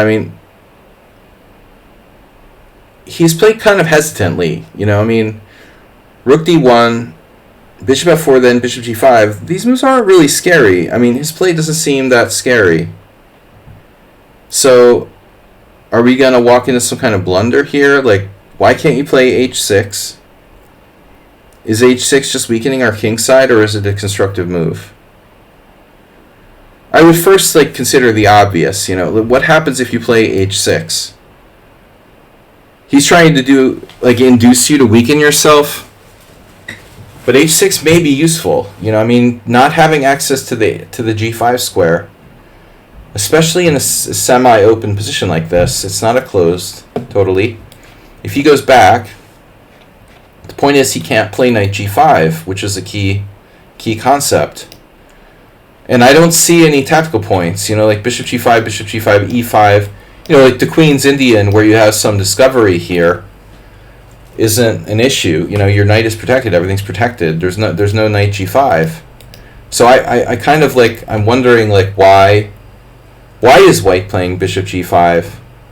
No, I agree, Steph, but I think the problem is the fact that this is not a typical closed position. I'm going to start trading all the pieces off down the middle of the board. You're not going to get time to do the h4, g4, blah, blah, blah, blah, blah, attack me and kill me on the king side.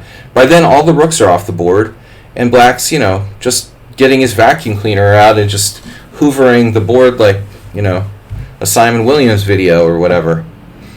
Get your shop vac out and start taking all the pieces off the board. That's why I'm critical of rook d1 in the first place. White doesn't really want to swap pieces if he intends on doing a kingside attack.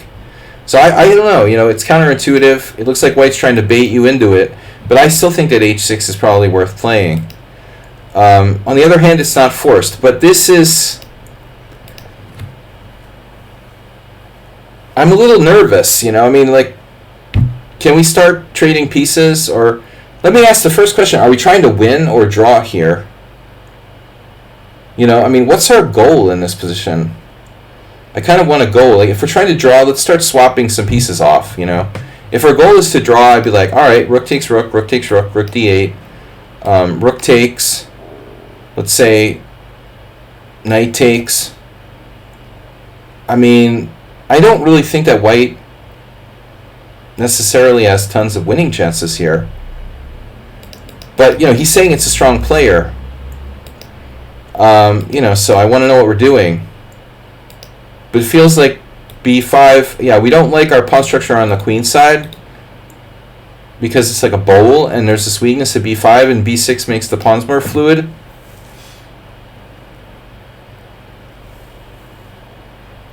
But also gives him time to maybe start an attack. So now knight e3. Oh my god. Now, e4 looks lonely. I don't look at the games ahead of time necessarily. Yeah, but this is really... I'm not looking at the score, but I see e4. He's asking for it here. He's really asking for it. Knight e4. This is a revolving door, by the way, and we've got this protected. So the question really is queen e4, right? And then we have this. And now the guy is going to have to sack his queen. But I think it's worth looking at, you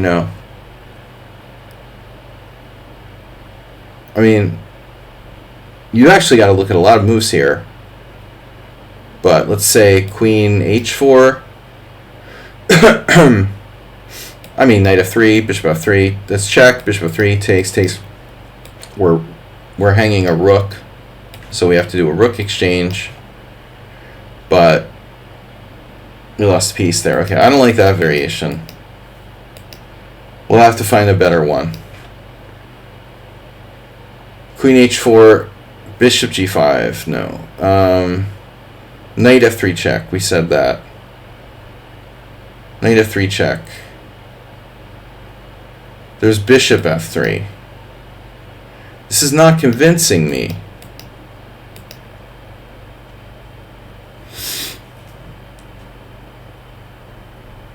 No, I wanted to look at the sack on b7 next. If he doesn't have something simpler, that's going to be my next suggestion, to sack the queen here. But my concern was that there's something that we're missing with this obvious, queen h4.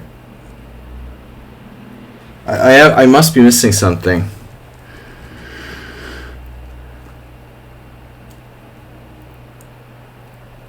Because the problem is, if we take on g5, he takes on g5, and we're down a piece, right?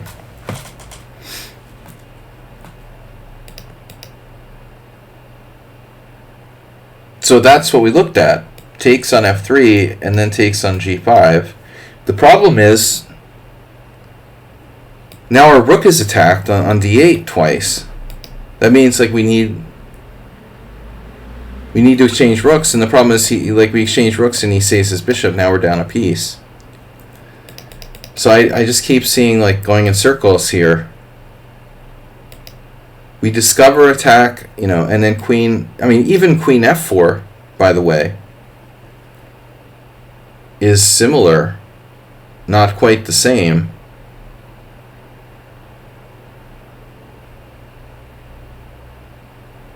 You can start by taking rook. Okay, so, alright. Well, he can also start by taking rook, but that probably doesn't favor him. Yeah, you have to look at all these combinations, right? I mean, he can trade rooks first. Then you take. Then he takes. Now we discover. But this way it should work, right? This way should be pretty clear. No, our rook's hanging at the end. Now we run into problems with this knight f3. It looks like we have to do something awkward, at some point, like play f6 or something.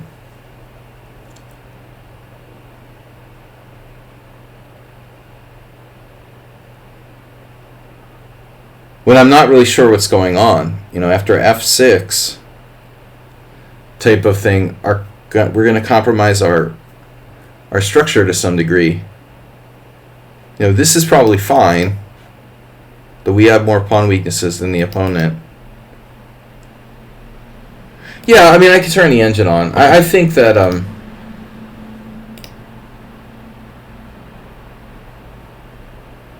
I'm not impressed by White's play necessarily. I mean, to be perfectly honest, again, I don't really understand what's happening here. Even in the simple case of like h6, I don't know what White is doing. It looks like he's just speculating. Knight e3 is a bad move. But Milskinner doesn't normally go for these really hardcore tactics. Okay, so let's see. So it wants to do my move. The engine wants to play my move. I mean, I'm a big fan. I've been playing a lot of this Kraken defense I've been playing, and people tend to put their bishops on g5 in all kinds of random positions. I say you play h6. If here you have knight h5, I see a dark square bishop, I go for it. In general, there is bishop c7. I mean, that's, needless to say, a very awkward move, but plausible.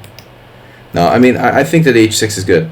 Is knight e4 playable though? And then I'm seeing problems. Knight e4, queen e4. Rook takes d1. Rook takes d1. Knight d4. So he doesn't play queen h4 or queen f4. Here queen f4 is out because of knight e2. So now it's a question of queen h4. There's a question of queen h4 or queen g4. Possible there are other squares like queen c7. That's illegal. All right. So queen e5.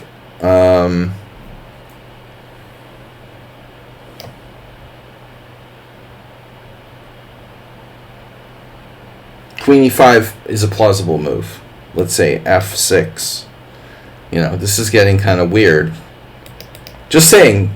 You've got to consider all the possibilities. You can't leave some out. But queen h4 was the move that concerned me the most. So knight f3 check. Bishop takes f3. Now you have bishop takes f3. This variation works.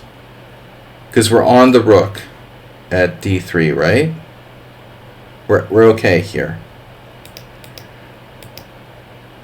The only problem is queen g4. And now knight f3 takes, and then bishop takes, and now queen takes, and you take.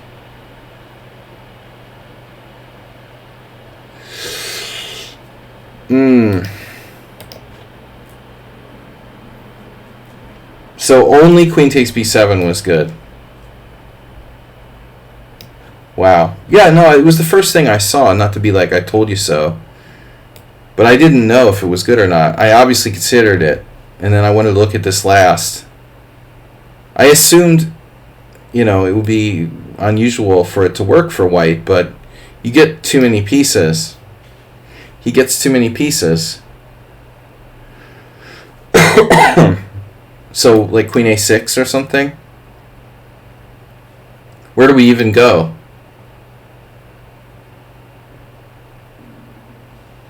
Where do we even go, you know? He's going to get like a rook, a rook and 2 pieces for the queen, basically, I guess. Let's say queen a6, bishop e7, pawn d4, bishop a8, queen a8, rook takes d4. You're basically 2 pawns down. It's 9 points of material, you know, for 11, if we're being generous. You're not down a pawn here, though. This case, you get the pawn. All right. So you were really lucky there, but it's good to see you gamble a little bit, Mule Skinner. You know, you normally don't do that, so you use some psychology. You know, by the way, just the other question is this a good inclusion for him? What about rook d8? It doesn't work. Or what? It seems counterintuitive to give up the file, right? But it will be different. There'll be some slight differences tactically. Here, however, let's see, knight d4. Obviously, you know, the queen sack. Not as good now.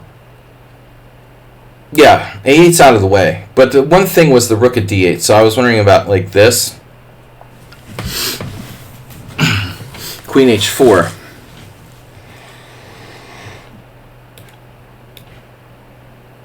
You know, so the point is now, knight f3, bishop f3.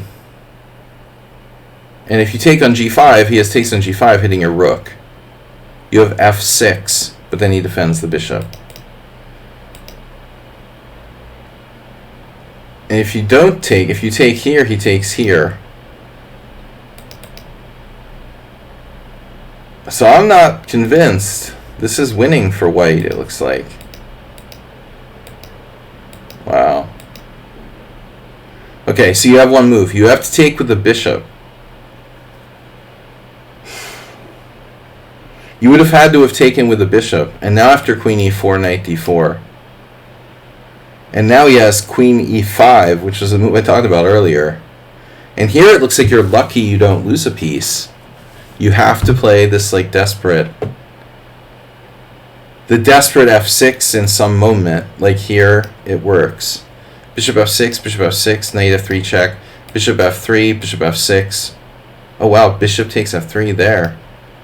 Bishop takes f3 there, bishop takes d8, rook takes d8, queen e6 check, and it's like Schumacher versus Rapport ending, and like the same Schumacher-Rapport endgame.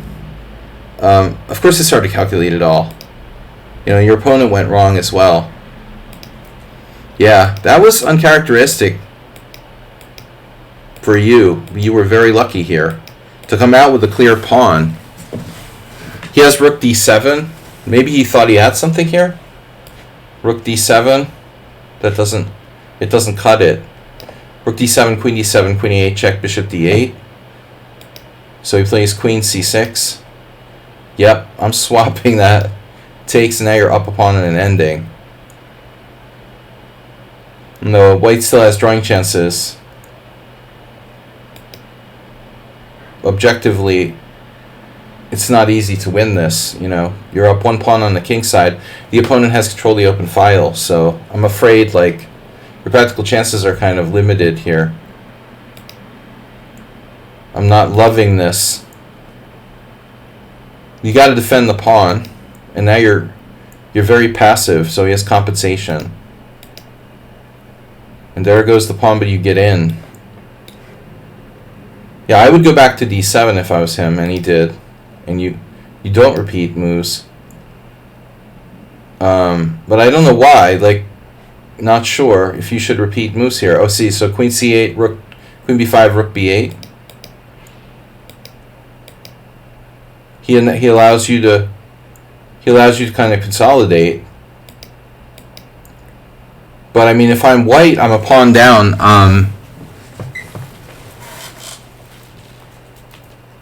Why is he not playing like rook c7? Because of this, and you're going to slip away. So he's got to be careful. There's no clear draw. You know, I imagine he's holding a draw here, by the way, in this rook ending.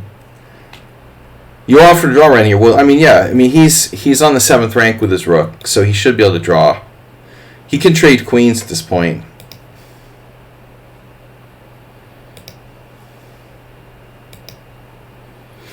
So at this point, he wins his pawn back. It's like a moral victory for white. He actually goes a pawn up. Uh-oh.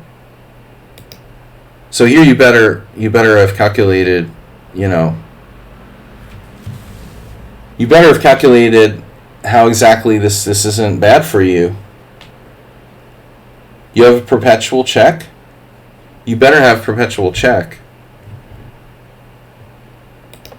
This is a nice move. You're threatening perpetuals and threatening to get in there on both this square and this square. So he practically has to take on c4, check, king f3, and you took on h2.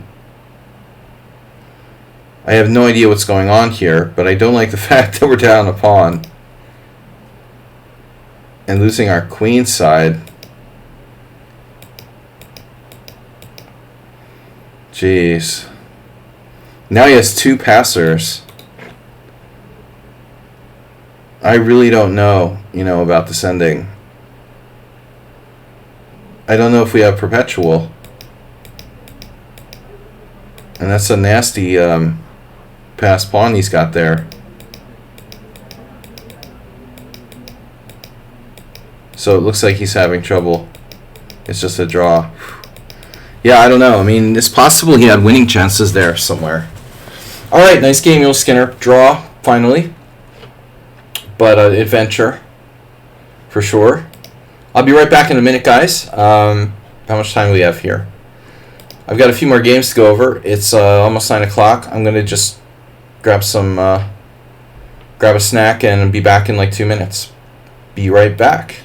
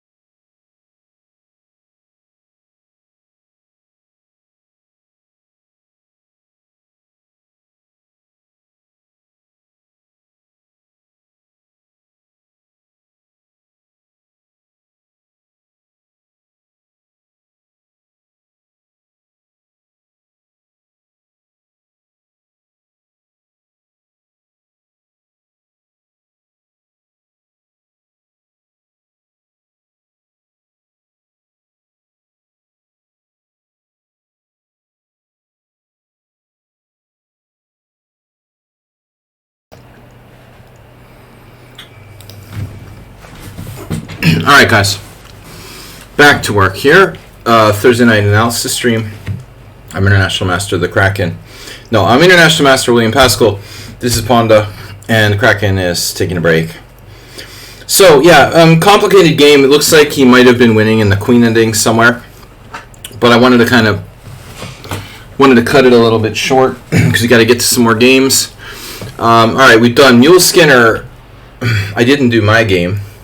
Asterbait, Rockport. Now, Mr. Slow has submitted the following game. The German, Kurt Richter, 1930, I think he said. This is a Kurt Richter game from 1930.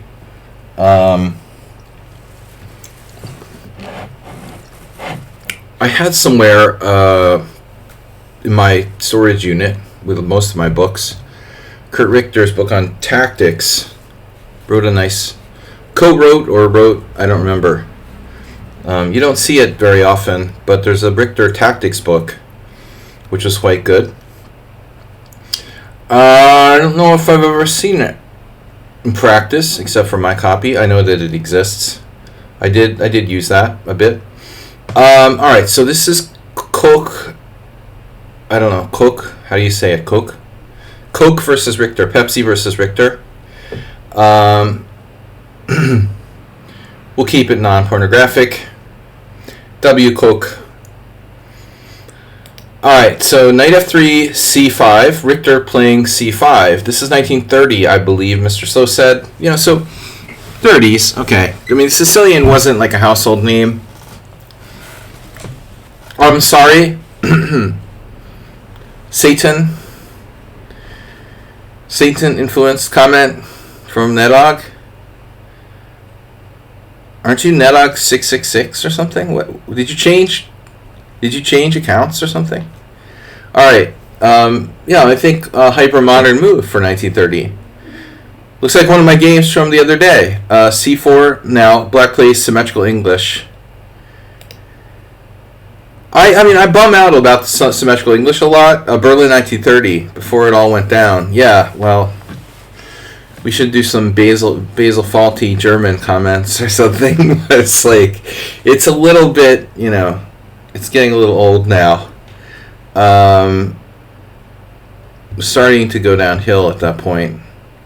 I'm not a big student. Actually, you know, American schools just do not focus enough on European history, in my opinion. We really feels like brushed over it too much. So anyway, all right. I know more about the Pilgrims. Anyway, knight f6, knight c3. Just saying, it's 1930. The Sicilian wasn't the household name it is today. It started to be, though. You know, I mean, even in the 1800s, there's examples of people playing the Paulson played the Sicilian. But I think it's around this time when it started to be kind of popular. But symmetrical English, I mean, come on. How many, you know, examples of symmetrical English were that common? You know, Botvinnik started to play the English in the 30s. You know, so this is something you see like Botvinnik. By the way, this is honestly, well, my favorite is really like, you know, the Rubinstein system with black. Okay, you got symmetrical Englishes from the early part of the 20th century. I mean, Rubinstein, it's named for him. I mean, the system with like, if we're talking about c4, c5, knight c3, knight f6, g3. We play d5, pawn takes d5, knight takes d5. Like this variation with bishop g2, knight c7 is named for Rubinstein. So we're starting to talk about, I guess it depends on your school. But private school, you went to a private school, Jesus. You're not going to be my friend anymore. All right, knight c7. Rubinstein variation. Early 20th century invention. Anyways, I like knight c3 better than g3 because it obviously controls the center. Black can play d5 here, but it's a different ball game now. After d5, c takes d5, knight takes d5. White has lots of options. You know, e3, d4, e4, G3. My game from the World Senior, I had this position against Mantovani or somebody, and I played.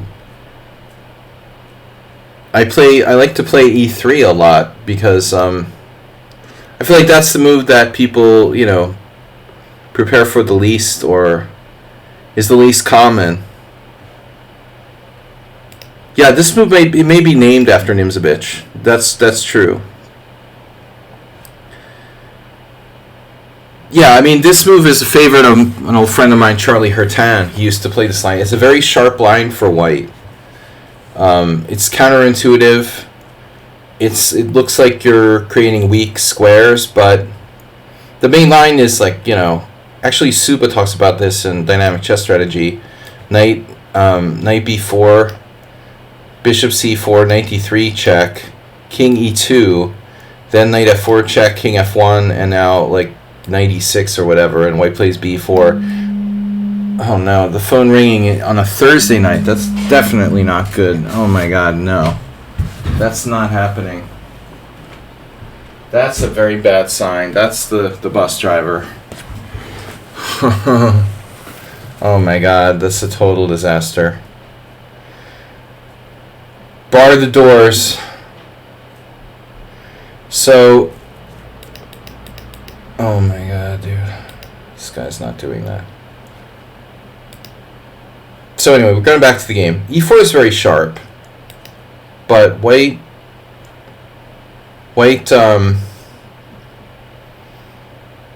has many choices. I mean, D4 can lead to the Grunfeld after G6, or the semi-Tarrasch after D4 E6. G3. The problem with G3 again, we're going to head back to Rubinstein land. In some cases after knight C6, bishop G2, knight C7. And black basically sets up a Marazzi. And I think equalizes against the English. So this is actually white's most dynamic move, E4. Now black plays knight b4, which is critical, threatening knight d3 check. So I haven't studied this really. At an early point, I just I don't know. I thought it was a little bit too irrational. I never seriously considered playing this line, even though it was recommended by a bunch of people. No, bus driver paid me back some money last week, and for him to be calling now after paying me back last week is a very bad sign. It means that he lost all of his money, and in a very short period of time, and now he's looking to borrow it back. I mean, it's no. He's gonna be outside my door or something. I mean, he did that once. But dude, I'm working. I'm not gonna answer the phone. Bishop c4, bishop e6. Whoa. Okay. So after knight b4, I don't have any money anyway, so I can't be lending anyone any money. You see, he doesn't understand that. I literally don't have any money. Knight b4, all the money that he paid back to me, I had to pass on to the tax office. Okay, knight to b4, bishop c4. Is there any other possibility? Isn't d4 a move here? Yeah.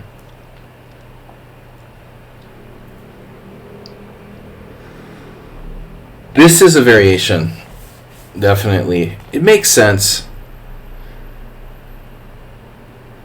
There's an in-between move, a3. Isn't? No. Yeah, I'm not sure actually. What's the point of this? After pawn takes... Maybe I don't know this variation. Check. Knight c6. Oh, now a3. And now the knight has nowhere to go. Except for a6, yeah. I saw this a long time ago, but I haven't ever played it. So basically, it's kind of a Sicilian in reverse. Or English in reverse, if you will. An English line in reverse. Take, take, take, take. The whole thing, liquidates. And white is a tiny bit better. after c takes b2. Interesting, though. No, he's not really better. It's like really equal. Bishop takes b2, 0. 0.0. Only if e6. Threatening to rip that pawn with check. Yeah, I've never played this line, but it's an alternative for sure. So, I'm going to guess that hadn't been played in 1930. White plays bishop c4, and now bishop e6. So this is still known now.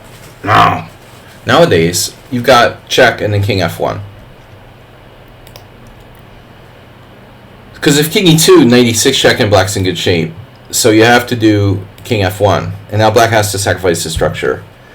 I don't remember if this is the position in the Suba book where he gives a game. But the fact that you see a Saruhan game, that's a late game though. That's 1993. What I was really looking for was like Saruhan 1983. There's nothing like Saruhan 1983. Timman 1978. That's more like it. Timman versus Michael Steen 1978. Timman also played the English and Saruhan, and they both played some of the same lines. Black's problem is this bishop on f8. I got to get the bishop into the game. How do I get my bishop in the game? So this game is from 1930.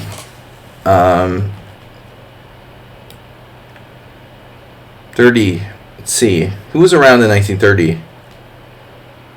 Can we start to see Botvinnik, young Botvinnik? Maybe Salo Floor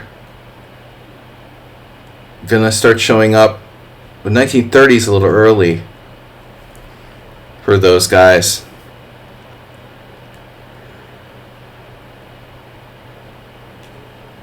Just looking at the list of players here. There's game, Suba versus Farago. My old friend Farago Ivan passed away last year. Yeah, Suba loves the stuff with white. He has another win against Farago in the semi-Tarash, actually. So they had a number of games, but this was a draw. And the games go as recent as 2020. Gelfand Napomniachtchi, Nagrachev Napomniachtchi. Pulievsky Tal, 1979. And Yasser draw with Saruhan. Yasser was 1993. The problem with Yasser is that he didn't play enough. You know, he was doing his inside chess. He sort of wasted the prime of his career doing inside chess.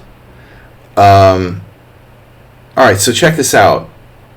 In this position, all these games with like knight g5, queen b3, and then there's knight e1, which obviously this looks very passive. That's ironically what Saruhan played and O'Kelly played. Wow, O'Kelly versus Palatnik, 1976. I have that book, Stefkich, of course. I never read it because I never played the Najdorf and it was too confusing. I have the Sicilian, Pan's Labyrinth. Yeah, no, I have it. But it was that book was never something I actually opened up because I never had the patience to really try to play the Najdorf. So anyway, g3, like a quiet move here.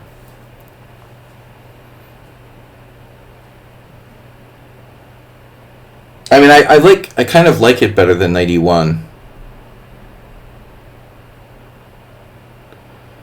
I thought it was specifically about his line in the Najdorf, because Pulievsky has his own variation in the Najdorf. I have to check that out.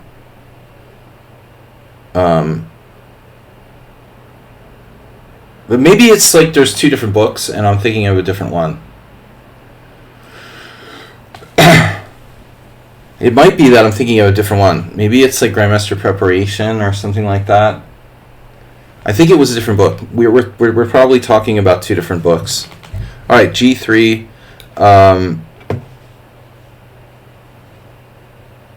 Yeah. I have the other book. I don't know about Sicilian Labyrinth. If I have that or not. Maybe I don't have it. G3, knight c6, king g2. And then g6, as I was saying, black has to get the bishop in the game. The obvious problem with white's play is that it's a little bit too slow. So that's why the other players went with like knight g5. But I mean, this move is not exactly the safest or most principled. So, solid move, but not fast. Now knight e1. But it's a little bit better. I mean, you can maybe take with a rook on e1. So, black is Richter here. We're following Richter. And he doesn't trade and like bring white's rook into the game. He plays bishop h6, and now my big concern is what, like f4? White wouldn't dare play f4.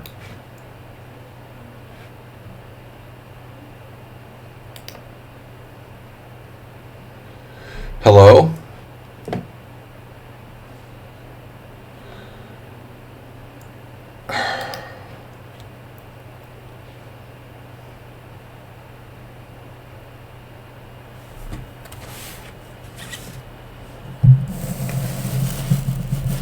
Hello?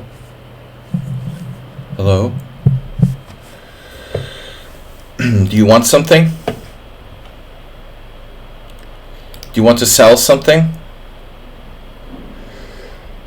So, are you promoting something? Or just want to distract me from analysis?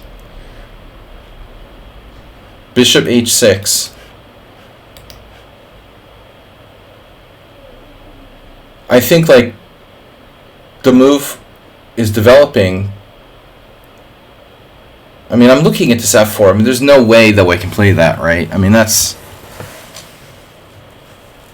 a move that would like really kind of mess up black's coordination in a sense and make his bishop look bad. But it just doesn't. It looks like you're going to get tactically annihilated, right? Right? Aren't you?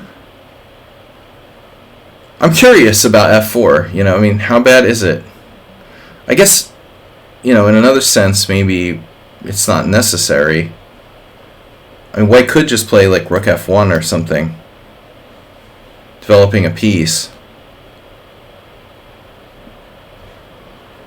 We can't just leave the situation forever, though. We're going to have to take here at some point. So he decides to take. Okay, white takes, black takes, and then queen f1. Again, also not forced. So what's the evaluation of this position? I mean, 1, 2, 3, 4, 5, 6, 7. 1, 2, 3, 4, 5, 6, 7. It's 7 pawns each. Black has static weakness with the doubled pawns, but he has more space.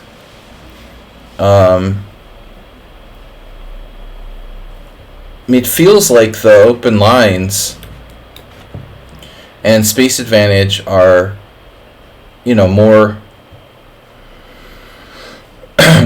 more meaningful than the slight structural advantage that white has. So actually black is better. But how much better, I guess? Right. I mean, exactly. So the idea that you could kill the bishop forever. Exactly, Steph.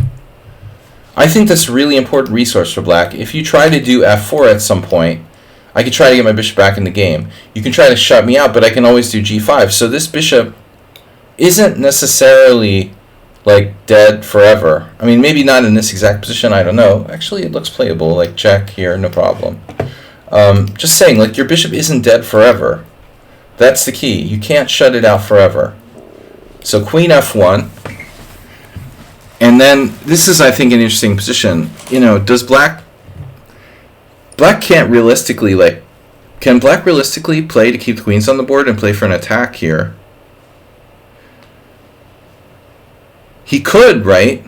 But, say you play, let's just, for argument's sake, it's the Lowenthal, and I play queen there. Now, too many weaknesses. Like, this is weak. I was thinking queen d7. I was thinking this was the German Championship of 1930. And I was thinking about queen d7. But, the point would be, well, our king can go over here, and all of our pieces are kind of in the game, I mean, white can play d3, try to trade pieces. It doesn't feel like black realistically has an attack. So he's just like, whatever, I'm gonna like castle and just leave the queens off the board. But we still have the bind, The point is the bind. And so now white does what you said. He tries to blot it out. But the thing about it is, there's no going back. Pawns can't move backwards. Once white plays f4, now I was trying to teach Acerbate today, one of our longtime followers, how important it is to undermine the opponent's center. On f4, exactly, we're going to crumble him. It's going to be g5 or e5. You can't, this isn't going to last. And so I wonder, like, ultimately, at this point, I'll be right back.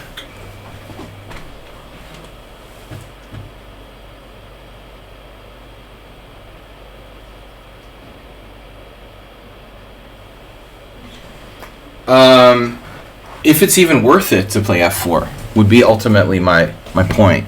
Maybe white can defend, and his best chance to defend is to not play f4. My argument would be, can you defend by not playing f4, like f3? But I mean, rook f8, rook f1, knight d4. So it kind of looks like you're going to have to play f4 anyway, and eventually we're going to open it up, and black is better. So f4 and then e5, and now black clearly has control of the position. No development here. White needs b3 to get in the game, but then the d2 pawn is weak. It just feels like f4 is almost like the final straw. But I mean, how bad is white's position already? And does f4 really help? Is white like already lost? I guess that's really the conclusion you kind of have to start to wonder about here. Like, literally, is white already lost in this position? -2, yeah. I think that's the point, that he's already lost. There's no saving white's position. Even though he's not done any material, it's an ending. And black has the worst structure, theoretically. White is, like, already lost. He's just, like, paralyzed.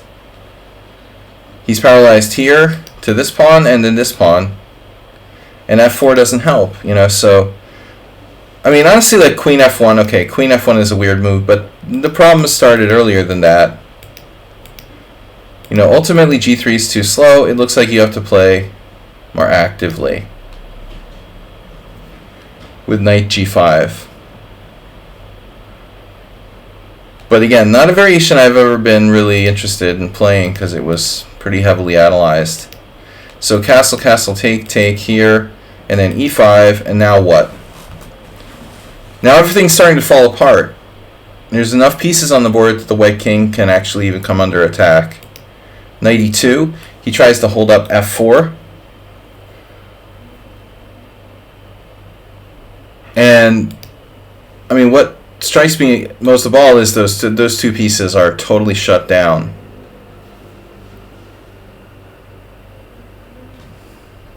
But it's the knight on e2 is really hard to shake here.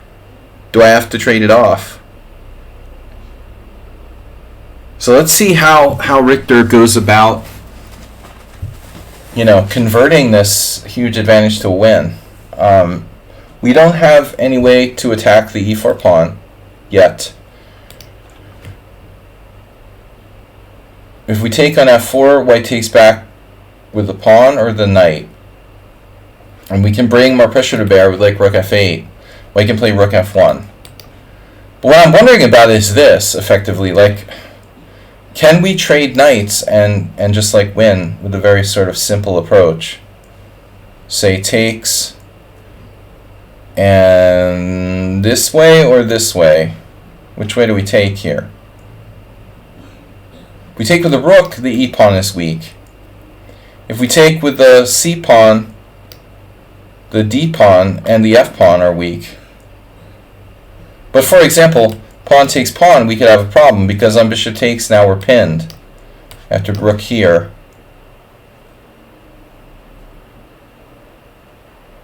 I mean, this isn't so clear anymore. So it's hard to say. He's going to go after the e pawn, I guess. So pawn takes pawn, g takes f, rook f8, rook f1, and he does this anyway, undermining f4. Nice, nice, nice, nice. No king up. Black forces this exchange, and now pawn takes. Now the rook is actually open here, but it looks like rook takes because we're gaining a pawn. Gaining a pawn. Thursday house, yeah, it's like free chess lessons. Exactly. Well, that's the point, man. And most people don't want to learn. They'd rather go on not understanding chess. But you know, that's not surprising to me. Rook takes c3, f5. Who wants to get free chess lessons when they can pay for them? I was also thinking about that, you know, taking with the pawn. Keeping black tied down. Black tied down. Keeping white tied down. This actually looks really good. I suppose the only objection is f5.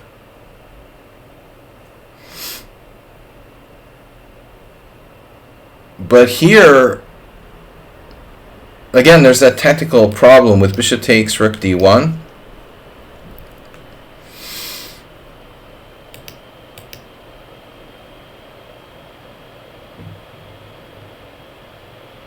There is this, and then what I was wondering was like pawn takes. Does black have continuation here? Maybe we do. Let's say like bishop takes d2, rook d1, check.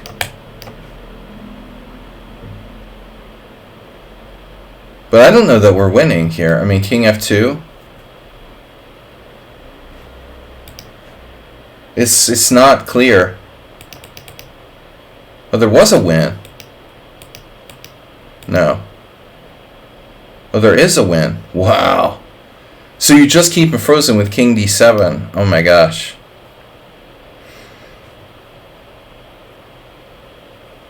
Wendy, my head hurts real bad.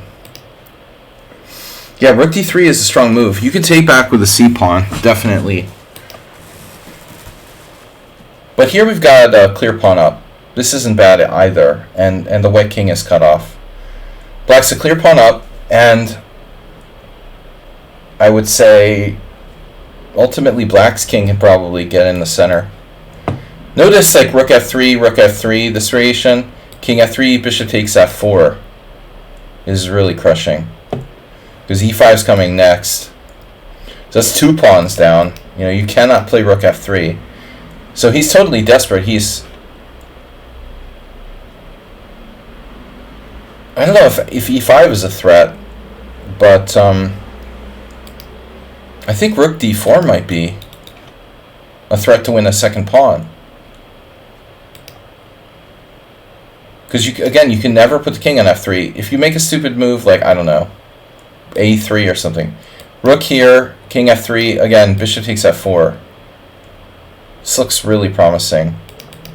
So he's probably lost f5. Now this pawn is hanging. Check. Check him up. So b4 is a threat. Normally I wouldn't want to check the king up.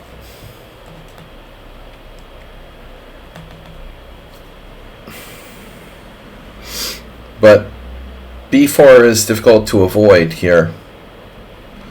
So he checks him up. I'm not really sure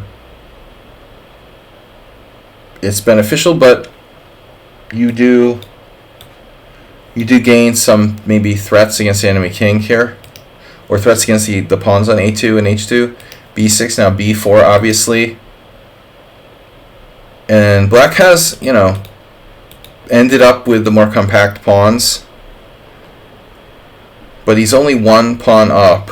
With b4, it looks like black is threatening, white is threatening to come at least close to holding on here.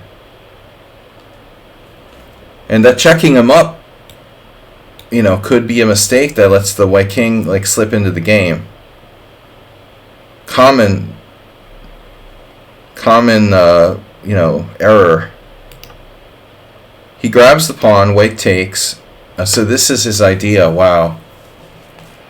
So it looks like, you know, you could move the king maybe, like king b7. But I mean, is black winning objectively with like one pawn up in this rook ending? After something like king b7, pawn takes pawn, pawn takes pawn. I mean, is this a winning position for black? I'm skeptical, you know. So he plays this though. It's very likely that white underestimated this or missed this. So he actually just keeps those two connected past pawns on the outside. Rook a1 now, desperately going after this pawn, but allowing a trade of pieces. Uh-oh.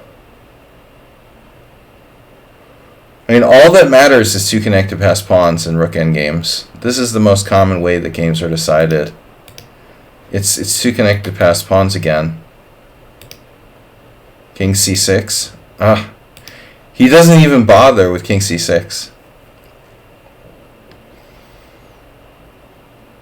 I think king c6 is winning, you know, by the way. But there could be like a complication, like king c6, rook a1.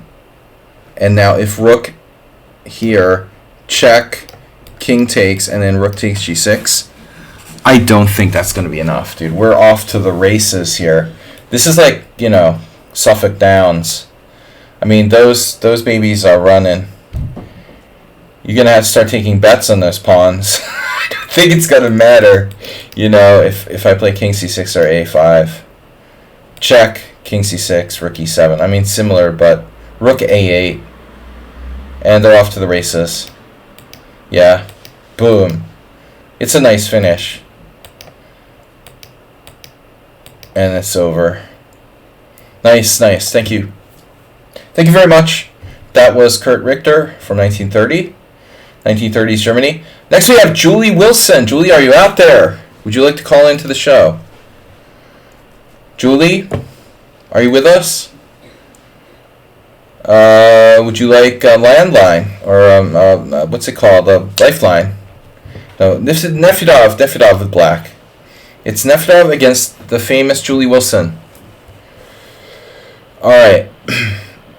Do I have any kind of notes on this?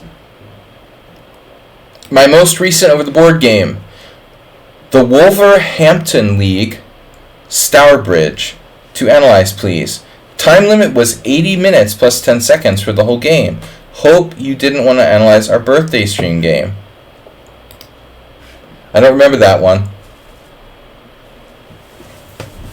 Alright, so this is the black side of the Slav. You know how much I love the Slav. It's like the London system, a tempo down. Alright. Something about... No, did you say the board wasn't quite straight? Oh, bro. Can I resize for you?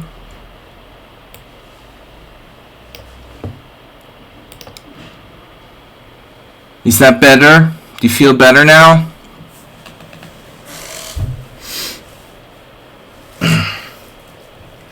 I need to stretch to the right. Like this? Or my other right? I just like being an idiot. Alright. Sorry, I thought you were the bus driver calling me. Bus driver, I killed myself.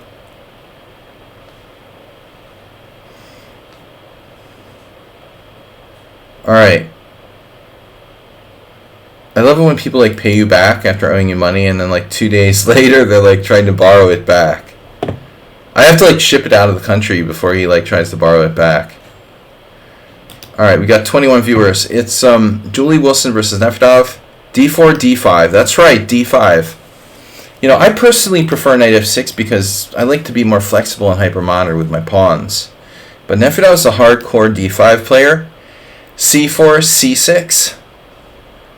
Which, you know, I agree with. I mean, I think, like, with the queens getting accepted, you're really more confined. I mean, at least in the Slav, your bishop's getting out to F5 in a lot of lines. I think I like it better than the Queen's Gambit declined. Maybe a bit easier to play. While I was copying, I got the result wrong. Nefedov, you can't copy the game and get the result wrong. Like, I didn't get the result wrong. You put it in wrong or something like that. I have another very close relative who does the same stuff. It's always my fault. How could I get the result wrong? That's just the way it was input in the first place. I didn't change anything. Alright, let's do this. Nefedov is worried. Let's see. White, where's result? Termination? You are terminated. Where's result? You can't modify that? New tag. Oh, where's result? Wait. Oh, I can modify it. Let me guess. O-1. I like how you blame me for your bad tag. Thank you, Nefedov, for the correction of your mistake. I'll forgive you this time. Alright, so d45, c4, c6, knight f3. Don't be so results-oriented, Nefedov, by the way. I can write you a self-help blog if you want. Because I love the blogs on lichess so much. Knight f6, knight c3, and then d takes c4. I've played this position a lot with the white side against Nefedov, and he makes me want to, like, you know, quit playing d4. It's hard. It's really hard. You know, it's hard for white to face the Slav and get anything. Slav is tough. And I've never played the Slav.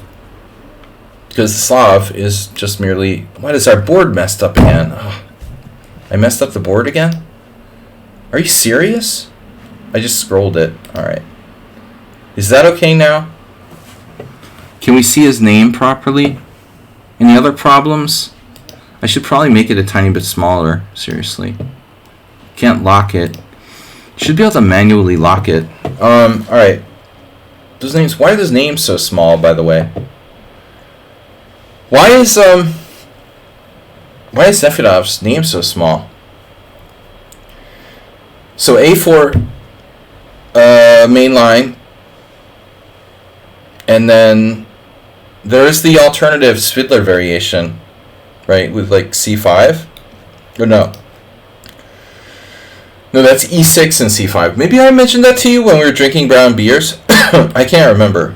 There was the E6, C5. But that's not Nefedov. Nefedov plays the proper variation, bishop f5. Now, I've tried everything. With white, I've tried, not to mention the Geller Gambit and other stuff. I've tried knight h4, knight e5. Not knight e5 too much. Knight e5 is the main line. Again, I try to stay away from main lines a little bit, so that the game isn't necessarily defined by opening theory. That's why I don't play the Najdorf, but I try to play good variations that aren't necessarily the fashionable line. Knight e5 is the sharpest. There used to be an immense amount of theory on this line. I mean, I'm sure there still is, but the Slav isn't as popular as it was like 15, 20 years ago. It's gone down a little bit. So she plays e3, the safe classical line. Now e6, and then bishop takes c4, bishop b4, and then she played bishop d2. So in this position, I mean, castles is almost universal.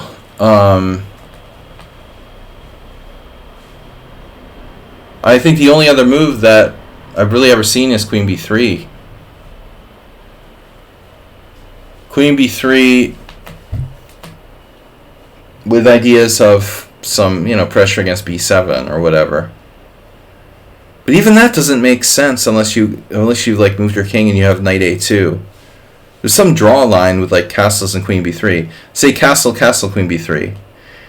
But it's very strange to see bishop d2. There's literally 5,264 games here in the Masters database. Masters database. And there's 9 games with bishop d2. This is the typical kind of move that like a noob plays, who doesn't know theory. It's like for bishop d2 against the Nimzo. If you don't know theory, you play this move. It just is a move. It breaks the pin. How bad can it be? Well, obviously, based on the result, it's not great. But one thing comes to mind. Who would play such a move? Ikonikov? I don't know much about Ikonikov. He has a cool name. But in general, I don't think, you're going to see like very strong players playing this with white. In fact, Ikonikov is the only really known player. Eprieshi playing it in 2004 against Frago Shandor is probably like a prearranged draw or something from some First Saturday IM tournament.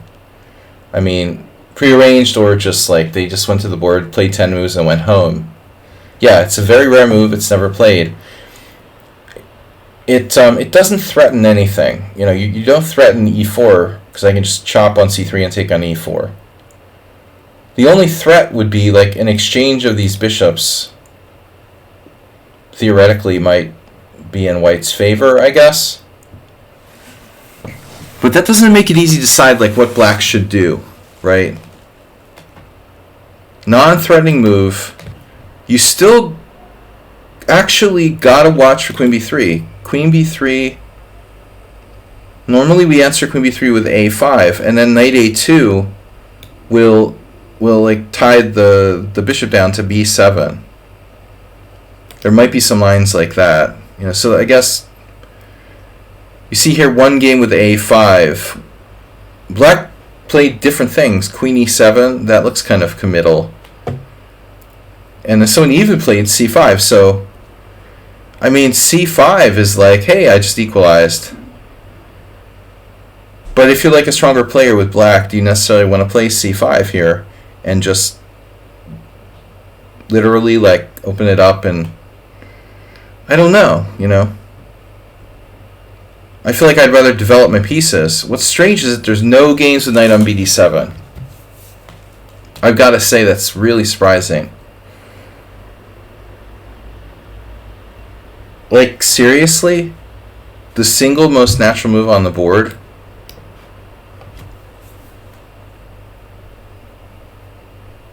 I really don't understand. Is there something wrong with this move? Maybe it's not the most natural move on the board. Maybe castles is. I don't know. But for me, it's the most natural move. You're like balancing your development between kingside and queenside. I don't see the tactical problem. What could possibly go wrong with knight on bd7? I mean, I know about knight h4, but I mean, knight h4 and bishop d2, is that really like a thing? Maybe. Still, I doubt it. I doubt knight h4 is a great move. It's like you can't do so many slow moves in the same game and have an advantage. It's really strange. Let's just look at knight on bd7. Peter says plus 0.4. Wow. Plus 0.3. Plus 0.2. It's dropping. But there's one particular idea. which I hinted at before. One particular idea. Knight to e4, swapping the dark square bishops. So if bishop d2 check, knight on e takes d2, and the computer thinks that white has a very small edge here. Interesting. So effectively, what we've learned is that bishop d2, there's like a subtle threat of knight e4. So basically, knight d7 is not good enough. By playing queen e7 or a5, you defend the bishop, thereby like preventing knight e4. What's up, anonymous player? Welcome. So castles as well would allow knight e4. Now, do you think this is what Ikonikov did? What a surprise.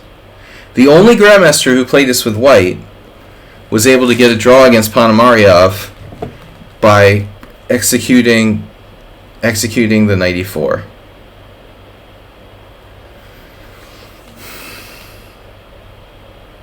You know, to be fair, if Ruslan really wanted to play for a win, he could play bishop e7.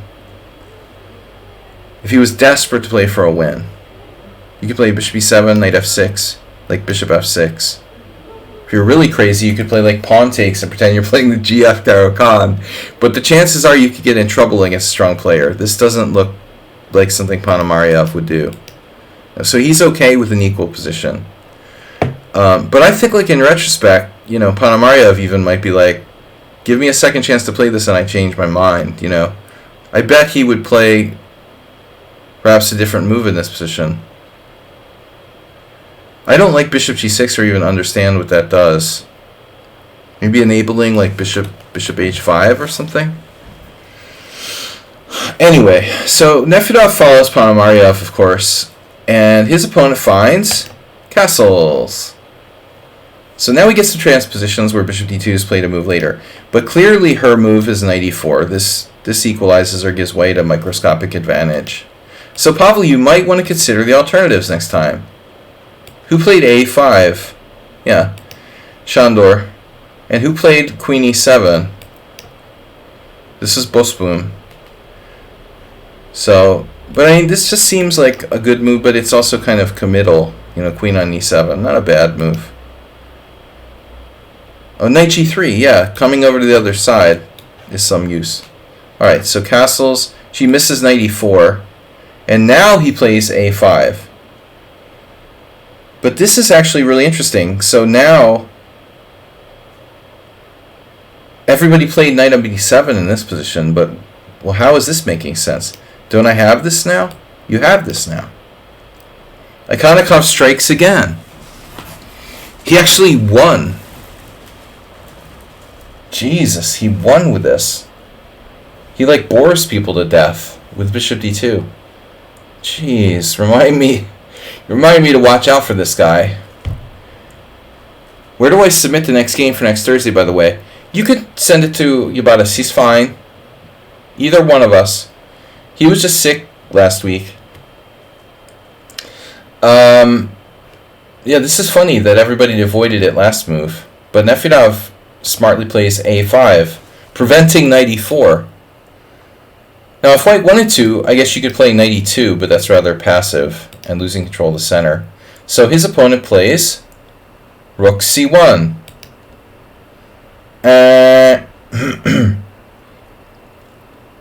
This is... yeah, maybe white should be playing the London system or something.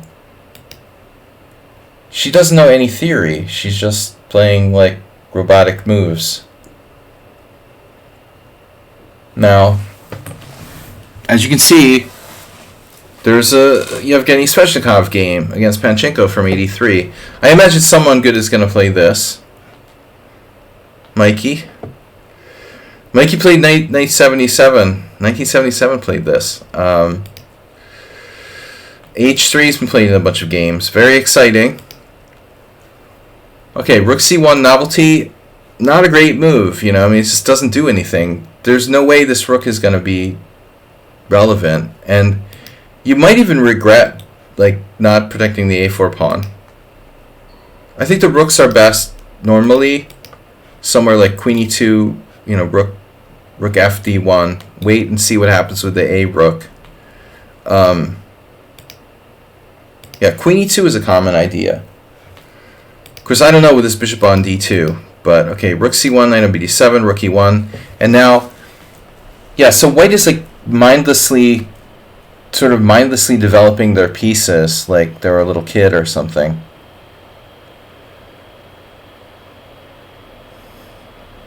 Nefedov is quite a skilled player in these Slavs, I found. But I was surprised by his move now, c5. c5 looks like a comorbidity. Black's position has a comorbidity after c5. I mean, the b5 square is just totally gone. I mean, I get it that, like, white also has lost b4, but this looks ugly. I mean, this square, I don't like it.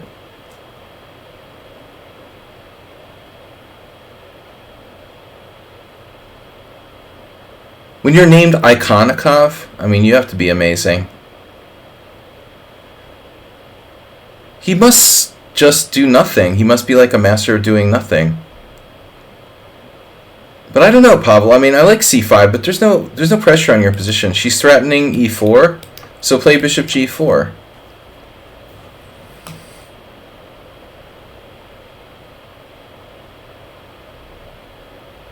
I like the hypermodern approach here for Nefedov. You don't want to swap pieces. It's a low-rated opponent. You want to play for a win. They better be a low-rated opponent if they're playing the way they're playing this game. But bishop g4 definitely looks right. If someone here played queen b6, I mean, that's kind of a weird move. Yevgeny Vladimirov, no, two good players, actually. Wow. Kuzmin and Huzmin. Wow, queen b6. This is kind of a bizarre move, isn't it? I guess it's okay, but I mean, it seems... We might as well do rook c8 like your opponent, But bishop g4 I like the best.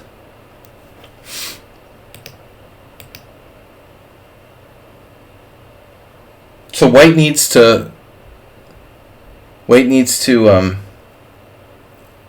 keep the tension. I mean, taking here looks really bad. Black's like all over you there. Look at that bishop. Isn't that a beautiful thing? The immobilization of that bishop. It has... Look at that. It's a pinwheel. It's... No wonder she played what she played here. You played c5. I don't like the b5 square. But still... I get it. You're putting pressure on d4. If e4... You have lots of options. You can take here, you're winning a pawn. You can take here, you're... No, maybe not. Pawn takes here. It's not a problem. If e4, whatever, then you go bishop g4, yeah. It's not a thing. You put pressure on enemy center. c5 is not a bad move except for the fact that it weakens the b5 square. It's not bad, but I would have played something more flexible. And your opponent plays my favorite simul move, knight a2. Oh no. Oh no, so the result is wrong. Oh no. Not going back now. We're going to see how Nefedov lost to Julie Wilson. Oh no, poor Nefedov.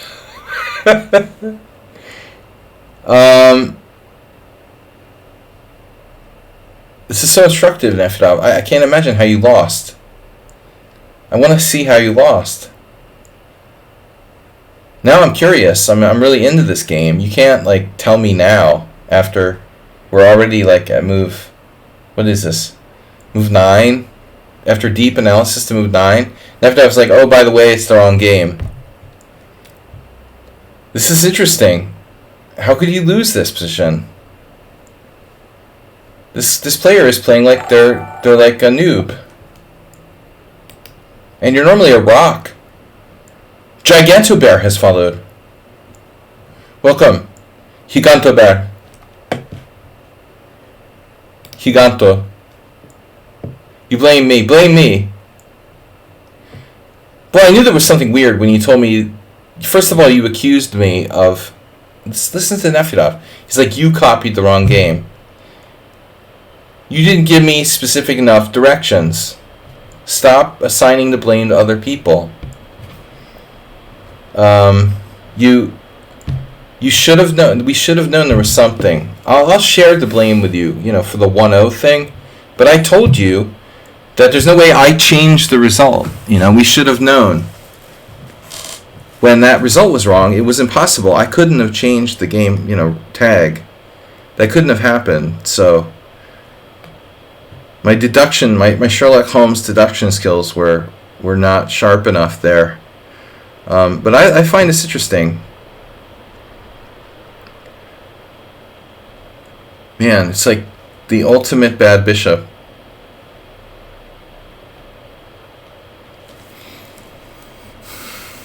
There's no possible way black isn't fine here. So what does he do? He plays bishop to ac2.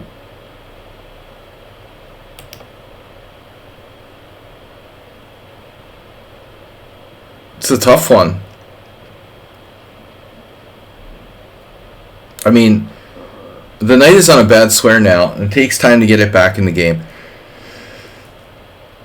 I just didn't like c5, but it's probably fine, objectively. Now what do we do, though?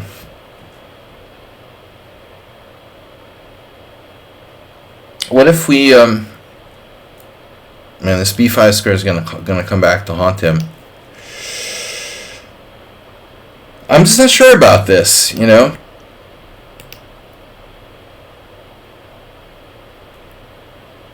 Just develop 94.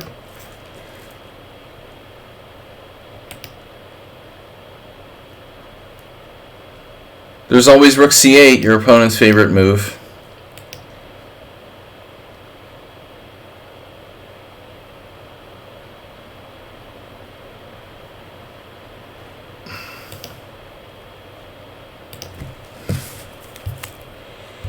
So, Mr. Slow, this is for next week. Mr. Slow submitting Richter 2. And Nefedov's win. Nefedov beats Julie. But I want to see what happened here now. Now it's too late. I'm not content with this exchange, though. I don't like exchanging off her bad bishop. If she takes with the knight, her bishop's still bad. If she takes with the bishop, her knight's bad. So I'm thinking black ought to just leave the tension there on the queen side as it is and play something else. Let's see what the computer says.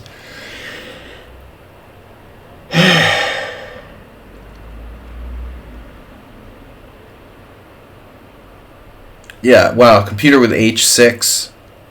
h6 and rook c8. But it also likes your move. The engine says it's 0.0. It likes h6, your opponent's favorite move, rook c8, but also thinks your move is fine. Alright, bishop d2, queen d2. And now, according to the engine, black's best move was bishop e4.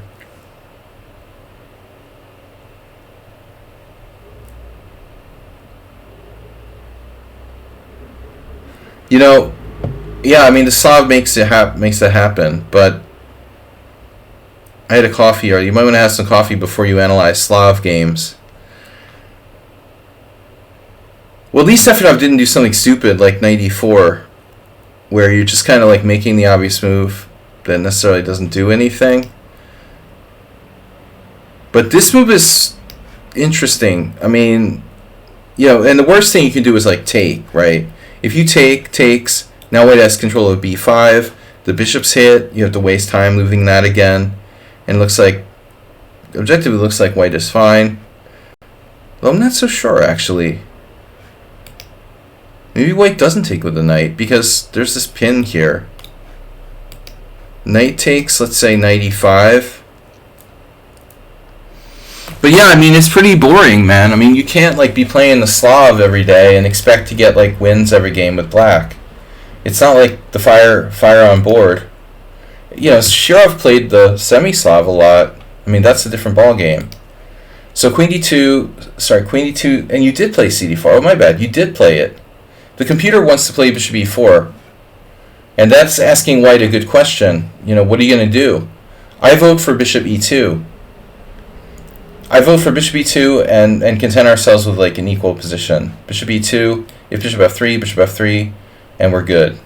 Then the knight's coming back here. Theoretically, Julie is the better man in this position. Because we all know there are no women at chess tournaments. Well, I don't know. I don't see many. Alright, so queen takes d2. Queen takes d2, c takes d4, knight takes d4. She did it. So here, maybe Nefedov can think outside the box and play more actively. There's another interesting move, knight b6, a terrible square. Using this pin, hitting the bishop, and threatening e5. So if we go to e5, we get in the way of our own pawn. But if we go to b6, we threaten the valuable bishop. At the same time, threaten e5, forcing white back. So like bishop e3, for example, e5, and now the knight has to retreat. And now you kick white back, you know, on retreat, and I think like black is fine. Black has to be fine here. I don't believe that black can be worse. This pawn is fixed on the wrong color. If anyone's a pawn is more vulnerable, it's probably white's. But I still don't approve of Nefedov's c5 move. c5 or a5, but not both, you know? I don't think you should do both. Alright, how are we doing on time? It's 10 o'clock, guys. I've only got like 20 minutes left. Alright. So, what does the computer say? Uh-oh. He played the engine number 1 move. What is wrong with knight b6? Wow, it gives you the bishop. The computer gives you the bishop. So check this out. Knight c4, rook c4, and white is slightly better. Yeah, whatever. I can't believe that white is better here. I mean, wow, it's hardly anything. Alright, so Nefedov plays bishop g6. Sorry guys for the boring game, it's Nefedov's fault. He tried to submit the other one, but I'm already committed. So you played bishop g6, the computer move, knight c3, and now rook c8 question mark. Well, you still have the same ideas. It's just that white can go to b5 now. Well, I guess he could go to b5 in the other instance as well. You played rook c8 on autopilot. Oh my god.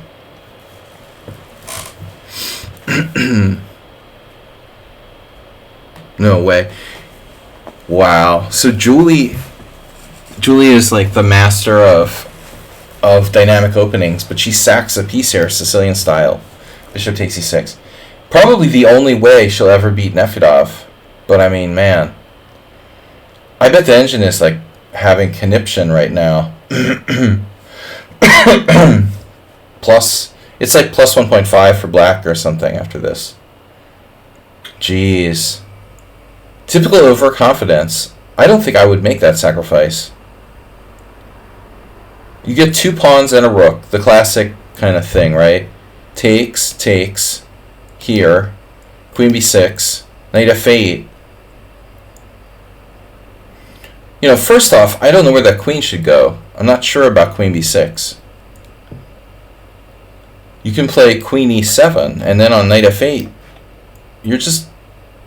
aren't you just doing fine, like rook takes? Have you counted your pieces lately? Let's see. Hi, rooks.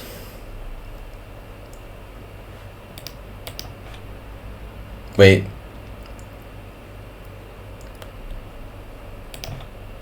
Wow, white is better? Oh, I can't believe it. Wow, white is better. The engine thinks white is better. I would have played queen e7, though. The computer thinks that queen b6 was a blunder. But I think the big question is, like, when we play queen e7, which way do we take back on f8? Which way are we taking back here? After rook c8? Yeah, the sack is sound. Well, obviously it has to be, but I'm surprised by it. I don't blame you for allowing this. You know, I mean, I didn't think it would be enough.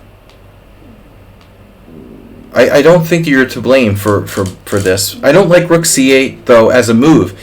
Besides the fact that it's a blunder. You know, I don't like it in general. Because it's just superficial, you know. You had other interesting ideas, like I said, like knight b6 and e5. Just putting a rook on the c file is kind of unambitious. It was a routine move, you know, too routine. But I also wouldn't have. I would have actually been okay with this because I think it's like, at least it's becoming like sharper. But queen e7 is a little more coordinated. I also thought maybe you have some threats down this line here. For example, rook f8, knight d5, queen f7, you know, knight f6, queen f6, or something like that. I guess we'll have to calculate this. Check, king here, bishop e4, not working. Oh well, we can't take with the queen. That's fine.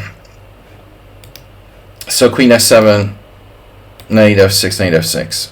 You know, but honestly, is Julie gonna beat you here? I'm not so sure, man.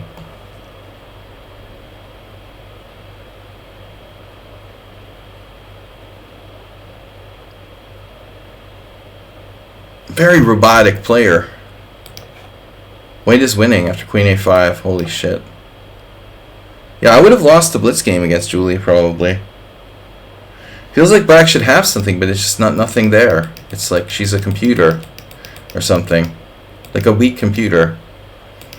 Alright, bishop g6, knight c3, rook c8. Beautiful sack. This is inaccurate. Knight f8, rook f8, knight d5. Now, swapping pieces probably is good for white. So queen e6. There goes your a pawn.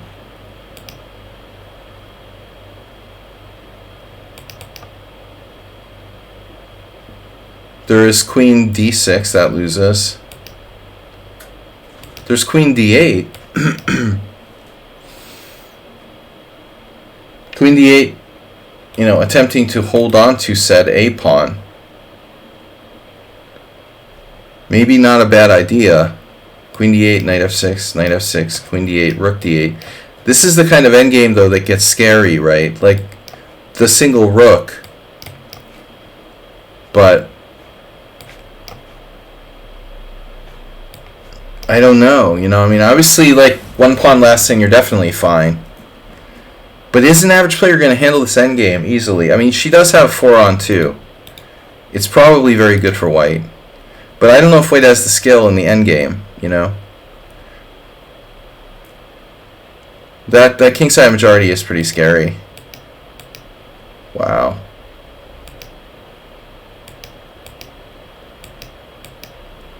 Now Nefedov was really desperate. I have to say though that white played inordinately like a computer. So it's like a kid who plays like a computer, I guess.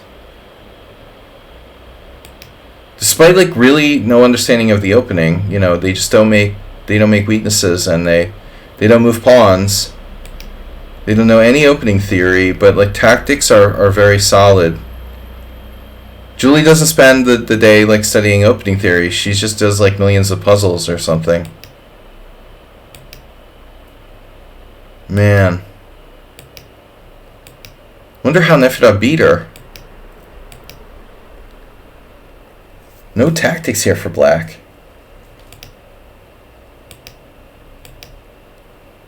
So at this point you were actually back in the game. That knight is sidelined on h3. A little bit sidelined on h3. But it's difficult to find the move, though. What do we do? Bishop e8? This is far from clear. Nice centralization. She plays well with the pieces, but opening was a disaster. And now Pavel like freaked out.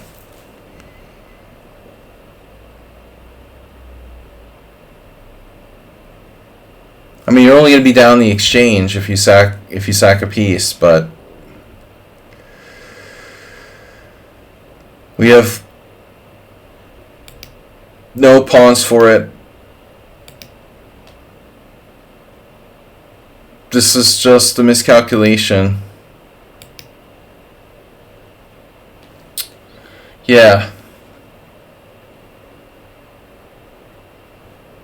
So apparently here you could have played bishop e8. It's still bad though. It was still lost. Well, I mean, you were desperate when you played g5.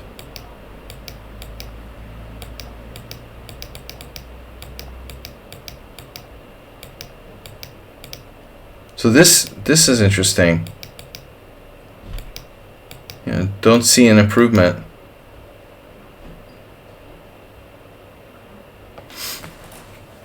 Don't see any like dramatic improvements.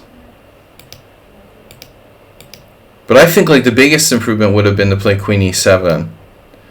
And after takes, you bring your rook over to f8. At least you have some threats in the f-file. Let's say like f3, right? I mean, your pieces are together, kind of together, in the same group. The engine's looking at knight e5, and maybe we could do a piece sacrifice on our king side. But you definitely don't want to trade rooks. You know, you want white to have the redundant rooks, I think, in this middle game. If you trade rooks and she has this like crushing rook that's like unopposed, you know. So like typical situation where you have given up like a rook for two minor pieces. You stay in the opening middle game where your two minor pieces are better. If you swap rooks along the c file, it's beneficial to white. But I also think like queen b6, just, you know, it was a reflexive move by Pavel. I mean, this is a huge, you know, forced move anyway. You got to take with a rook, and now she's forcing exchange. She would have done it anyway. Actually, it's not that much different.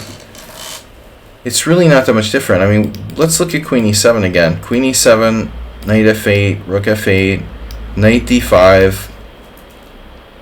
This is the only reason. Queen e5. So if you analyze with the engine, it's about protecting this pawn, actually, and not getting forked by knight f4. Your opponent did play pretty well. Alright, Pavel, we will do the correct game next week. If you don't submit something else.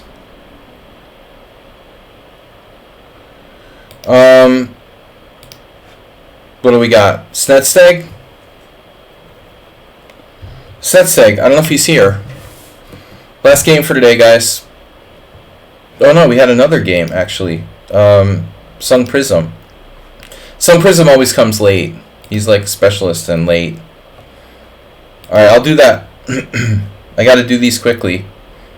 Analysis board. Late is not great. Okay. Sorry, Pavel, that's why I couldn't go back. You know, we were committed. I've still got 2 games to do, and it's late. Alright, so since Stag is what?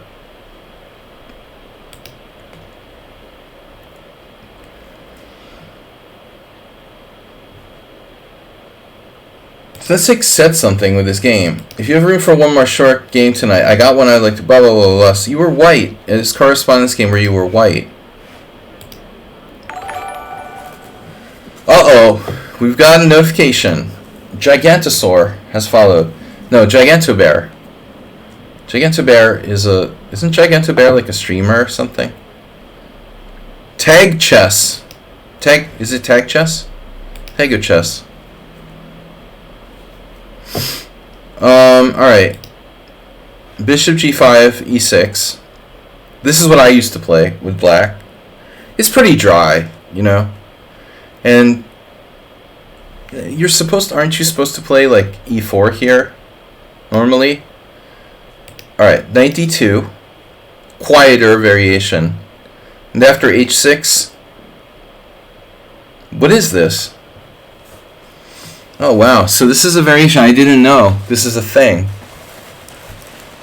Aha! So the other option for black would be to play like, wait, what's wrong with like b6? Is that like a horrible French? Okay, my bad. You're threatening e4, basically. Black's only other option then is c5. Okay. I mean d5 is French again. d5 is French, b6 is not good, c5 is playable, and h6. Yeah, Nakamura Fabi, 2012. Ivanchuk versus Magnus Carlsen. Okay, so this is weird. What, black grabs the bishop pair with knight h5? So traditionally, we would play bishop takes f6, but the knight's on d2, you know? So after queen takes f6, speaking of Federchuk, is that the game that... What is that game? Who was talking about Federchuk earlier? It wasn't Sung Prism, was it? So bishop f6, this knight is passively placed here on d2. I mean, it's a lame line, you know, if you do this. Heinrich Shepakaitis and I had some games there. He had some games. We had like 1 million blitz games in the Trompowski. Okay, h6, bishop h4. And now, you know, my first assumption is g5. And nobody plays this. Iveta playing the Trompowski, wow. And so there's no knight h5. Are you feeling lucky, Punk? Because after bishop e5, f6 doesn't look so healthy. we can play e something, e3, or even e4, and then on knight g7. Black's problem is that we're not getting the bishop, so we're all out of luck here with just a weird position and no justification for it whatsoever. Okay, so that rules that out. Therefore, I don't like g5. So black plays c5, which makes sense. And now you played e4, which is, whoa. Heinrich Chepakaitis, making it hepatitis, right? He passed away. He was a Latvian IM. We had a lot of fun games in the Trompowski years ago while he was still in the land of the living. Alright. E4 is like, whoa, this is a sharp move. It's a Sicilian. So it's going to get interesting, but I think like black takes here. Wow, he doesn't. So this is another sharp possibility. I would have assumed this, and then e5, and then g5. So what's the difference? Black plays g5 right away, forcing bishop g3, and then we play c takes e4. So you don't have to play e5, but you did it anyway. So all that for basically nothing. You know, we just transposed the same thing. It's a c3 Sicilian. No, it's a crazy position. Interesting gambit line. Sensei plays some weird stuff. He gets some good ideas. So this is Hikaru. Hikaru Morozevich. Looks like maybe Hikaru borrowed it from Morozevich, who borrowed it from someone else. Vichugov has played this, but this is recent. I'm just trying to understand where this like emanated from. If you go back in time, you'll probably find some older games, I assume. H4.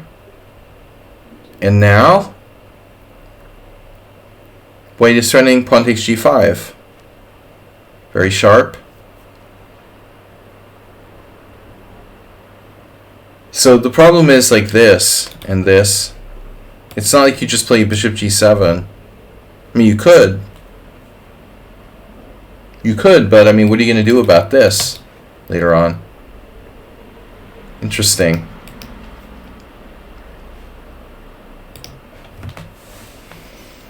So white just has a big advantage already. I make a habit of playing g5 early and often because of games like this. Wow, so this looks like quite a good line for you, Snetseg.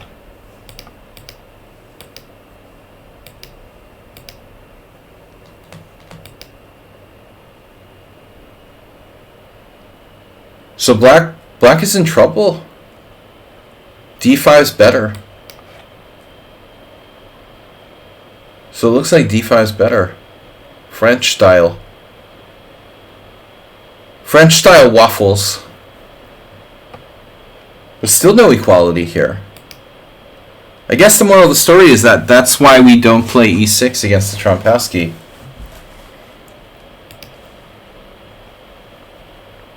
There is this, you know, bishop e7 like Rockport Shankland. Rock style waffles. e4.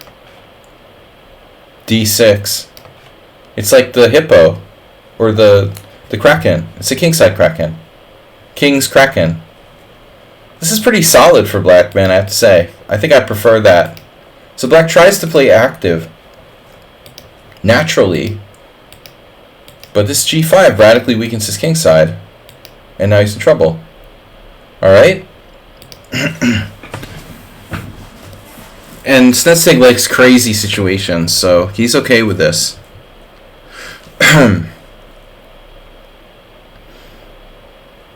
But how do we deal with this snap here, and then knight c3 is a thing?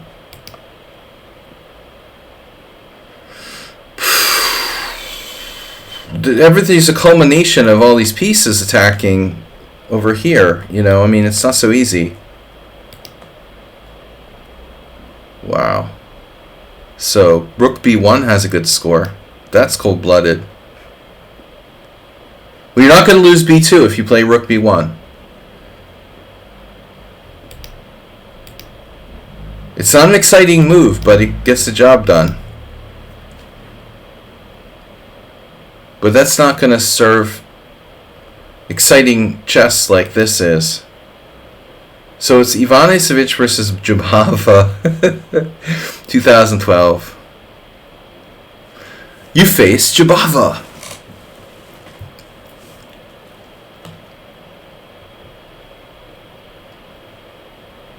Of course. And now rook b1. And now, yeah, this is a not so unusual move in this like semi-Slav type of things.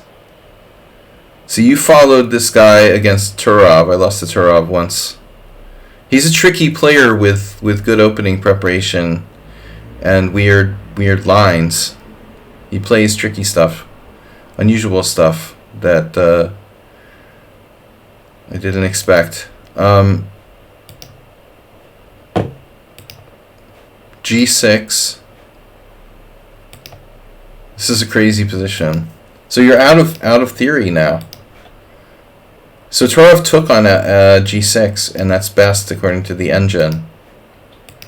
But your opponent played a novelty, going for the material. Well, this diagonal looks kind of unpleasant. This is really crazy. I mean, this diagonal looks dangerous. This diagonal looks dangerous. And what's he gonna do? Like hide his king out on c7? That's why Turov took here. I think he you know, he doesn't want to see like bishop h4, queen h5. Those diagonals look hard to defend. But Snetseg's opponent seems to think he can deal with it. So check king d8, check obviously. And now, you know, you got two possibilities. I mean, bishop e7 or king c7. I didn't understand exactly how do we checkmate black on c7. I didn't see a way to get him, you know. My assumption was that like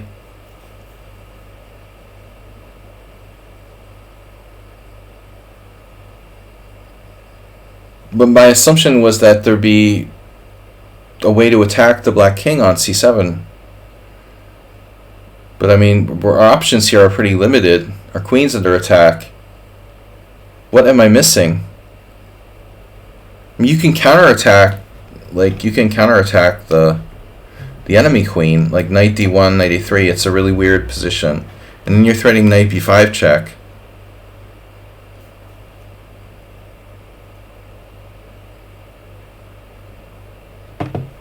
I mean, I'm really frankly surprised. Is there something with the knight? I mean, there's also this.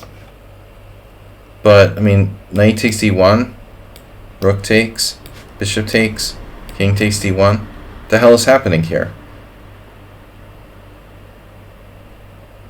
I've lost track of, like, how many pieces are on the board.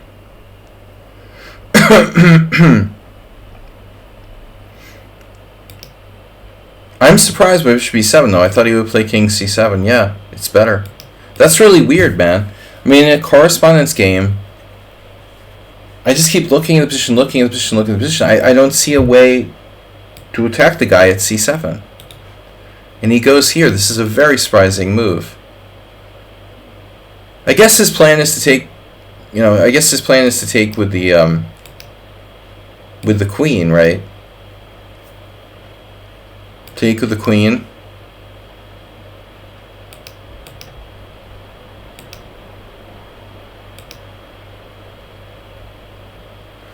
But what if you have something else? Like, do you have anything else? Like queen h5, knight takes b1?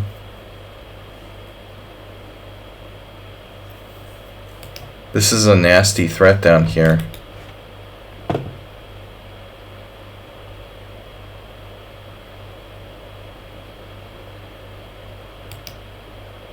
Welcome. So white is winning apparently in this position. Rook b3, but this is not the best move. I just don't see it, Knight c4? That loses? Wait, what?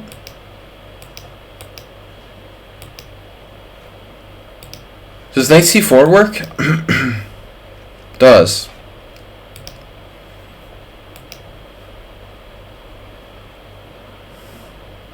It's a really crazy position. I mean, I don't know.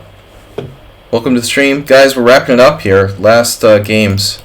This game was a little complicated for a late game on my stream. My mind is like a blur. I'll look at it with the computer here. So knight c4 is best. Not easy to find, though, or determine what the heck is going on here. But you should play another game with king c7 and see. That looks like a really crazy position. Difficult to evaluate. So he sacks his queen. Oh my gosh. And he doesn't have a check now. Wow. You face the Kraken. So he has to try queen b2 and pray he doesn't get mated or something? Queen c2.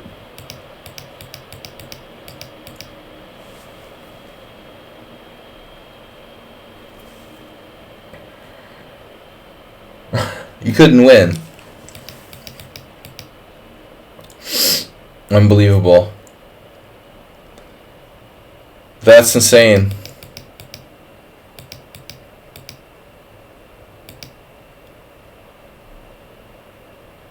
I keep thinking that there must be something there. He's not here, is he? Sensei's not here. Oh my god. Wow, dudes. This is an amazing position. Oh my god.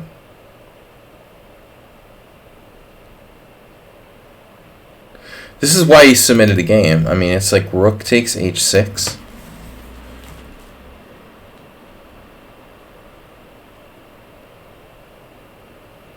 I get it, like, if you take the queen, do I even get it? Yeah, if you take the queen, I take the rook, then you have to take the pawn, then I take your queen, and I'm probably winning. But what I don't get is rook takes h6. Oh, I see. So you queen with check. Then when he like takes it, you go queen f3 check. And then you take his queen. Oh, that's cute. Okay, so rook takes h6. If you take my queen, I take down here. I'm threatening the queen. So you have to take the pawn, then I take your queen. And then I'm like, up. Nothing.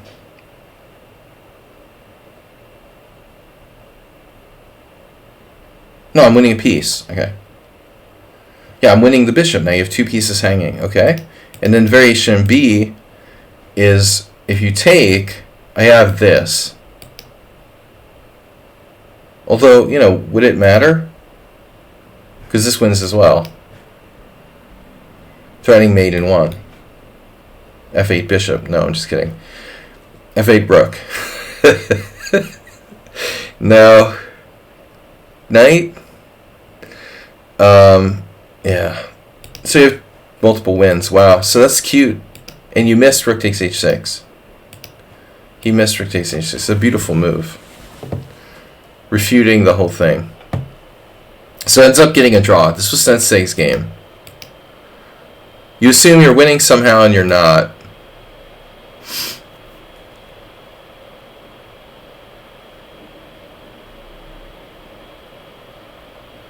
I mean, the only conceivable way you could try to win would be to try to push your f pawn and like lose stuff with check. Let's say like check. Okay. Check. King e8. And now f4.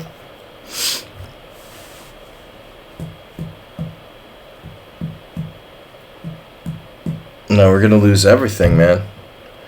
f4 check, king here, check. Now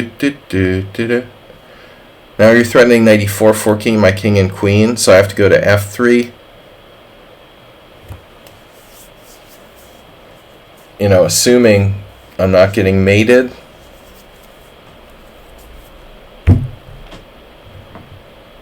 That would have been better as an opener, yeah. Jesus, this is a draw. According to the engine. Well, anyway, like, it's rewarding to know that we would have had a chance. But here's a really, really crazy factoid. After f4, queen d1's a draw, but queen c1 is winning. Oh, snap. Oh my god. Because of this is so sick, dude. This is the best tactic ever. After king f2, knight e4 check. And then after knight e4, queen e3 is mate. Like, nobody's going to see that in it. Even over the board game. Maybe a correspondence. They would find it. If they have enough time. That's really brutal. You were right not to try to play for a win. Alright, last game is Sung Prism. Sung Prism. Thanks, guys, for supporting the stream. We're going to be back tomorrow morning. Last game here, Sung Prism. Late entry. We have a late entry, ladies and gentlemen. Sung Prism. We're still waiting for that Nedog analysis game. Nedog 666. Alright. The Christmas Glasses Thrown. We're still about $110 short of our donation goal. So say it's 700. We have till the end of the month, till New Year's, to raise another $110. All right, so this is what we're black here. Is that what I'm seeing? Black wins. It's only 66 moves. A very short game. So speaking of the French defense, white plays knight c3, knight f6, bishop g5. And then, why not play pawn takes e4? This is the best line. Or the McCutcheon, maybe, but I really think this is cool. You know, I guess there is a problem with this, right?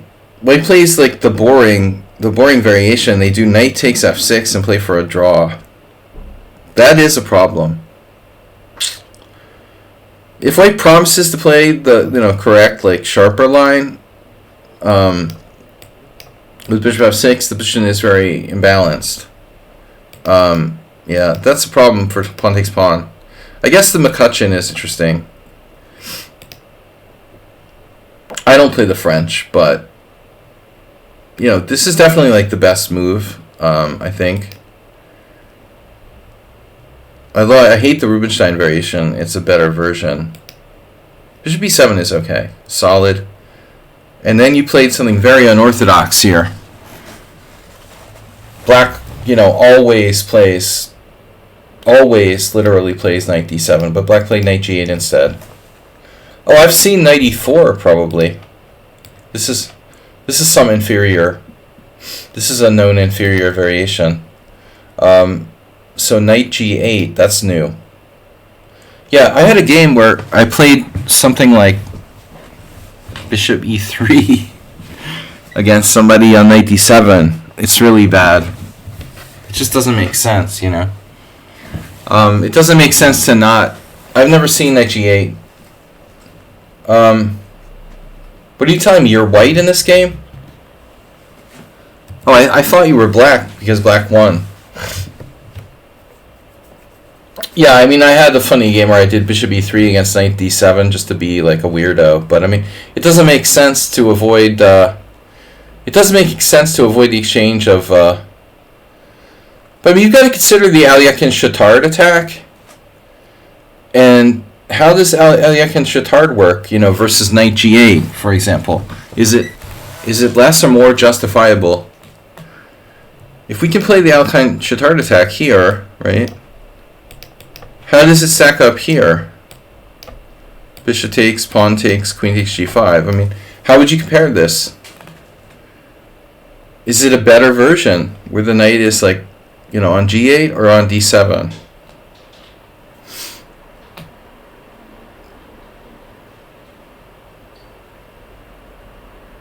Off the top of my head, I really am not sure. But clearly that's an option. Encountering something for the first time, whereas like this is like really bad.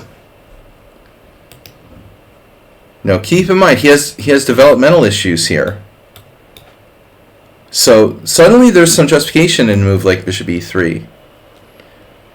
If he doesn't have a place to put his knight, I think this move isn't so stupid anymore. It might even just be a good move, This is not a great 3 a.m. defense for black. With access to h5 very quickly. Speaking of the Trompowsky,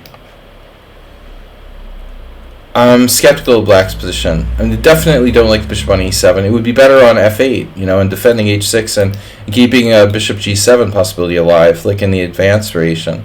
So this looks like you've got multiple options.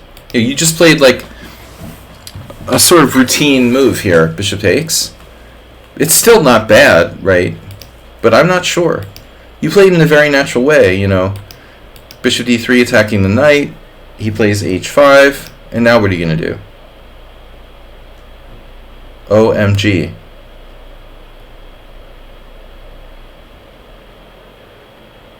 You're kidding me. You screwed?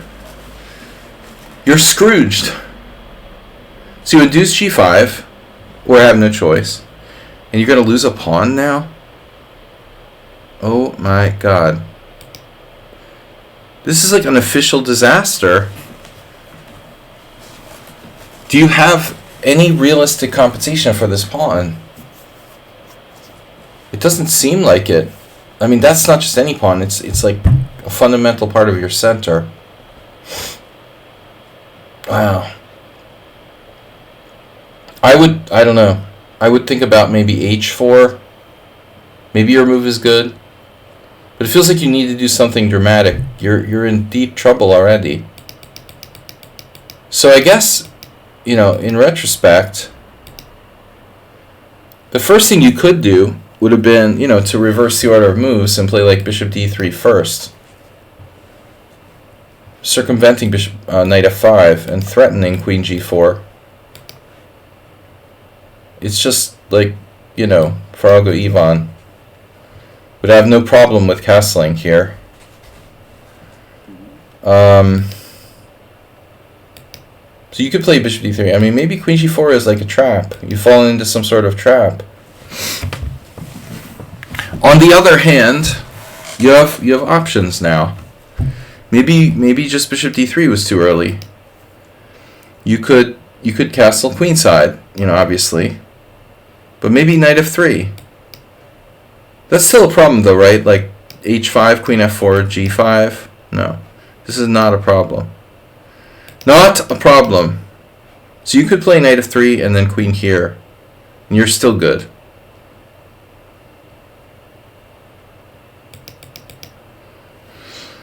So it looks like this, you just walked into kind of the trap of the position. And then the question is, is there any practical way to bail out here? You could play like queen d1, but I don't see any overt, advantage in that. At least this induces more weaknesses, right? So the question is now, what's the best practical approach? I mean, his dark squares look weak to me. The problem is you're down a pawn, and an important one at that. But is it too compromising to play f4?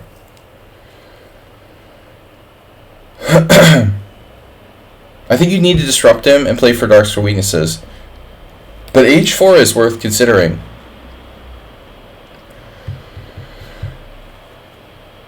If I were black, I would probably lean against, taking this. This looks sort of shaky. You could go back, pick off this pawn. I would think like black would be more likely to play maybe g4, but then you have stuff like this. I don't know, this, maybe. I don't know which knight, probably that one. Let's say takes, your pawn on e5.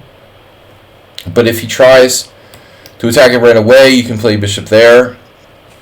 For example, you could drift into a position where you have a strong knight against bad bishop. So I don't know. I like h4 better than f4. And after f4, I think you still have compensation, some compensation. Yeah, this is a ridiculous move by your opponent, queen h4.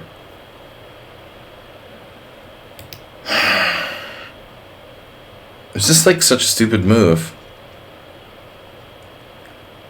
What if you just play knight g3 here, Why is this queen on h4? I mean, what is queen doing on h4? I don't think that's a good thing for black, honestly. I think it's a load of malarkey. His queen doesn't belong there. He's going to have to move it back, for sure. This is probably a fast game, so this is really unnecessary. Obviously, this is a problem. I mean, even that's playable. But I mean, why? Why weaken yourself? Why give up your right to castle when you could play knight g3? So you're just mentally, unsure. So luckily he does this, and, I mean, I don't know. I don't know. I mean, all bets are off now, but it's a blitz game, You're playing a lot of fast. You like to play fast chess. But your king, there's no compensation for this king being messed up. And now you just, throwing the ball down the field. It was 25 plus 10? Over the board? Wow. But you were playing too fast, or were you actually able to concentrate and use your time?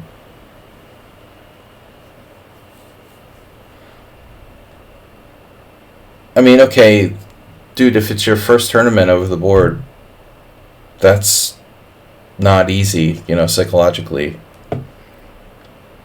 You have to adapt to that. 25 plus 10 rapid. Pretty long rapid. But I think, here... Yeah, you had a lot of options. But f5 just, it feels wrong. This pawn structure is too, this is too, kind of solid for you. I mean, you're lost here, objectively. You're down a central pawn, and you can't castle. So you have to be lost, objectively. I also think you took back the wrong way. I mean, More natural to take back this way, because I mean the chances are these pawns are coming up, and you know ultimately your knight can get attacked. I think you should take with the knight. You know, in the case of like c5, you can play c3, and you get sort of quote unquote normal type of structure with a white square bishop and the pawns on dark squares. You're missing your d4 pawn, but still the formation is kind of like a normal one, color complex and stuff wise. To me that seems more natural than taking with the bishop. So you compounded your problems, I think, by being like unsure about what to do. But this looks really early, f5. Okay, maybe it's not a mistake. You know, maybe I'm being a little hard on it. You know, you really he can't take. Okay. So black's position isn't that easy either, or either, if you prefer. To be fair, you know, you're now threatening f6. It's a creative move. You know, you have chances.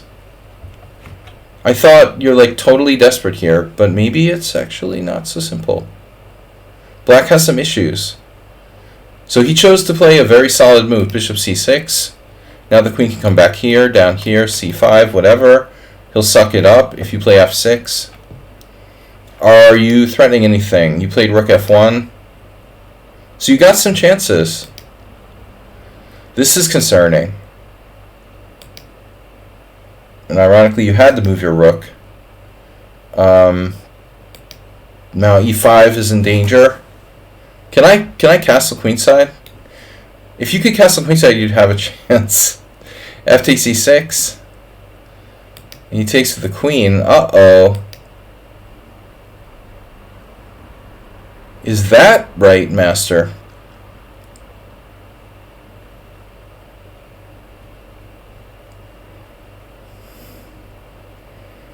I mean, he's one move away from castling queenside, sort of consolidating his position. If he takes with the f pawn,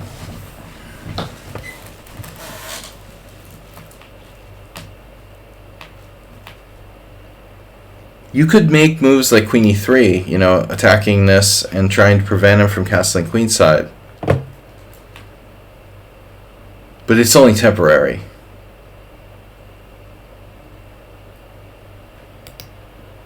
You could walk into a landmine at some point, you know, like it just blows up under you. Oops, sorry. b6. I don't have faith in white's position fundamentally, but it's still tricky for black to navigate. Okay, so he takes with the queen, but this compromises his position a little bit. Maybe this was a really good move, actually. He's starting to take the pawn. He can castle. You need to attack a7 now. But he's going to just freaking trade, you know. Yeah, so this was actually a good move. Queen e6. Now you have bishop d3. You're solving your problems tactically. Again, if you could castle, everything would be fine. But this is your biggest issue. You're totally screwed by this not being able to castle thing. Yeah, this is where it should have gone in the first place.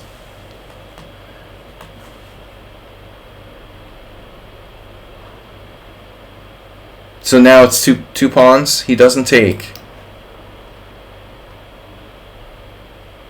Put the king in the normal position and you're fine. Even a pawn down or something. Knight d4. Uh-oh. Wow, he doesn't take the pawn. He goes for likely queen exchange.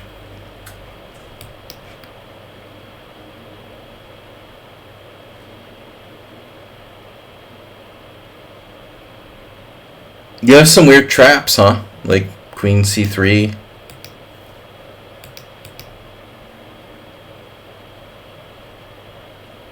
Oh my god. So you're basically one pawn down. Trading queens is okay because you couldn't castle anyway. His structure is a little bit compromised. But he's still, you know, better. I just don't really want to do this if I can find something better. So check. Takes with the queen. Here I was expecting him to take with the b pawn.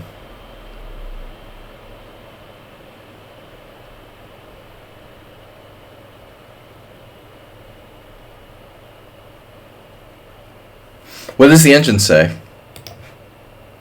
The queen takes is clearly better. Okay.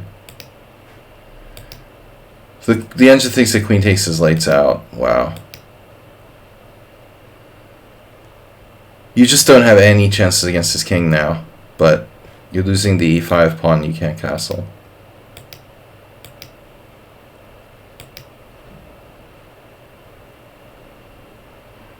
And he lets you hang on to that pawn. Oh my god. What is black doing? He's moving the queen all over the place. Holy shit. You're only one pawn down now, and you have chances to save yourself. Oh my god. What? Back rank tactic? How does that work? How does that work? Doesn't he have knight takes e6? So you're just going to have to take here, and it's probably a draw at this point. He must be a Chad. So that would have been a draw at that point. Man, you're taking chances too. Right, at this point, who cares? Check, defending f8, and then takes. So now you're going to get tortured in an ending. Down a pawn. You probably had an easy draw. But you've chosen to, like, kind of keep chances for both sides, but ended up worse. I mean, I feel like you were fine here if you, like, at this point, honestly, because of his f-pawn, I don't think he's really that much better, you know. It's very, very small advantage for black. But this is kind of unnecessary. It almost feels like you're trying to win unnecessarily and trying to essentially lose in the process. Now you're threatening back rank mate. Yeah, he defends it. And now you're like still probably maybe drawing, but I don't know. This h-pawn has got to go to h4. He can't play h4. He can't play h4? Why can't he play h4? Because of what? What's wrong with h4?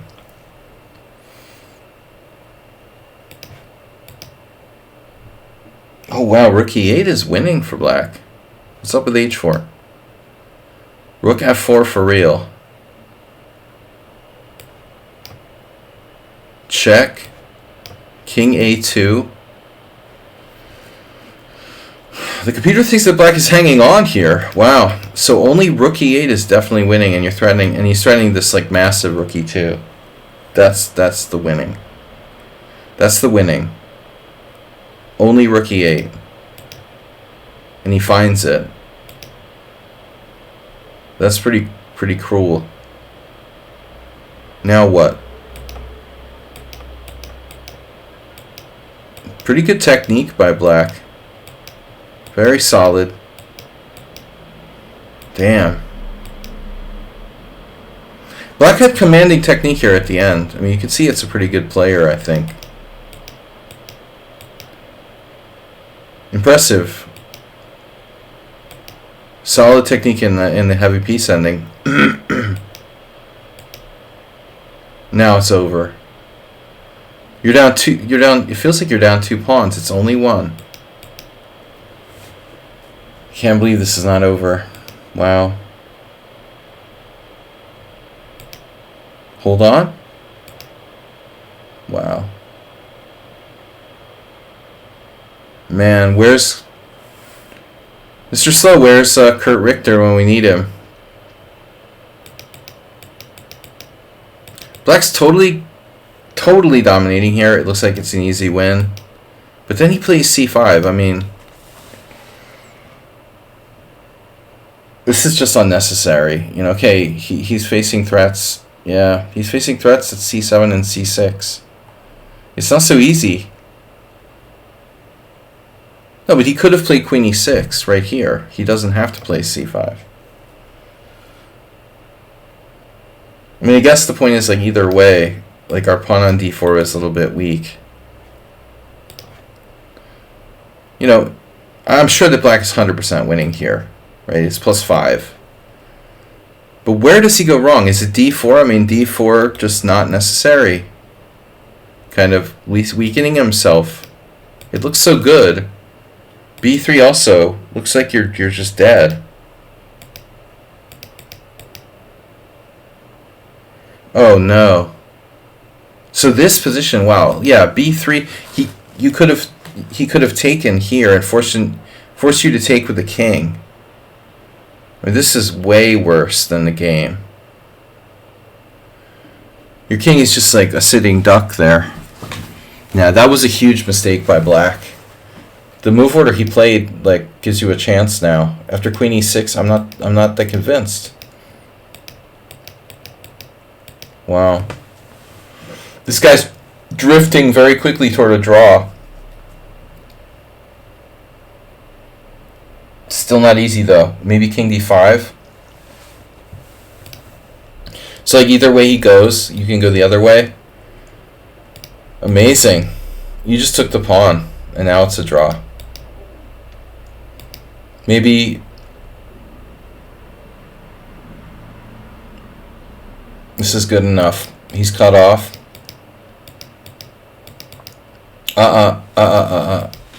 Is that good enough? I feel like it go. What are we doing? Is this good enough? We're not going to lose this, are we? Oh no. Please God. Oh my God, we're going to lose this? Are you kidding me? At this point, like, you worked so hard to save the game. It looks like an easy draw. But my first question is, do we have to take the d-pawn? Maybe queen g1 was better, like Mr. Slow says, instead of that queen e6 thing. Or I mean, rather d4. But what about like check and here? I'm not quite understanding this. Check and here? Is that pawn getting away from us? Or is this a problem?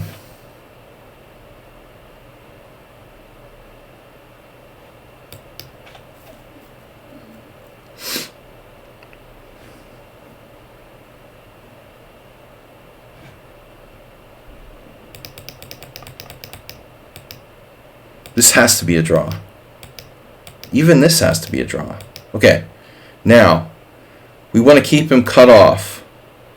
So king e4, king c5. Fine. So now don't have to check him on d5 either. What about just a neutral move like rook d1 or something?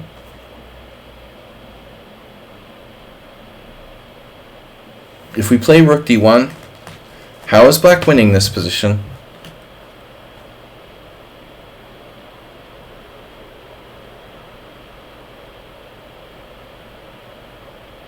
I don't think so. You keep the check in reserve. He's cut off.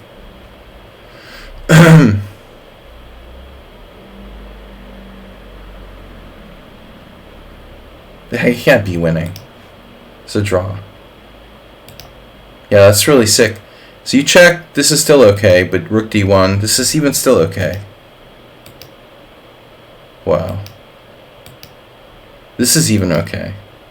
Yeah, but I mean, alright, but I mean, you gotta be, wow, this is even okay. Oh my God.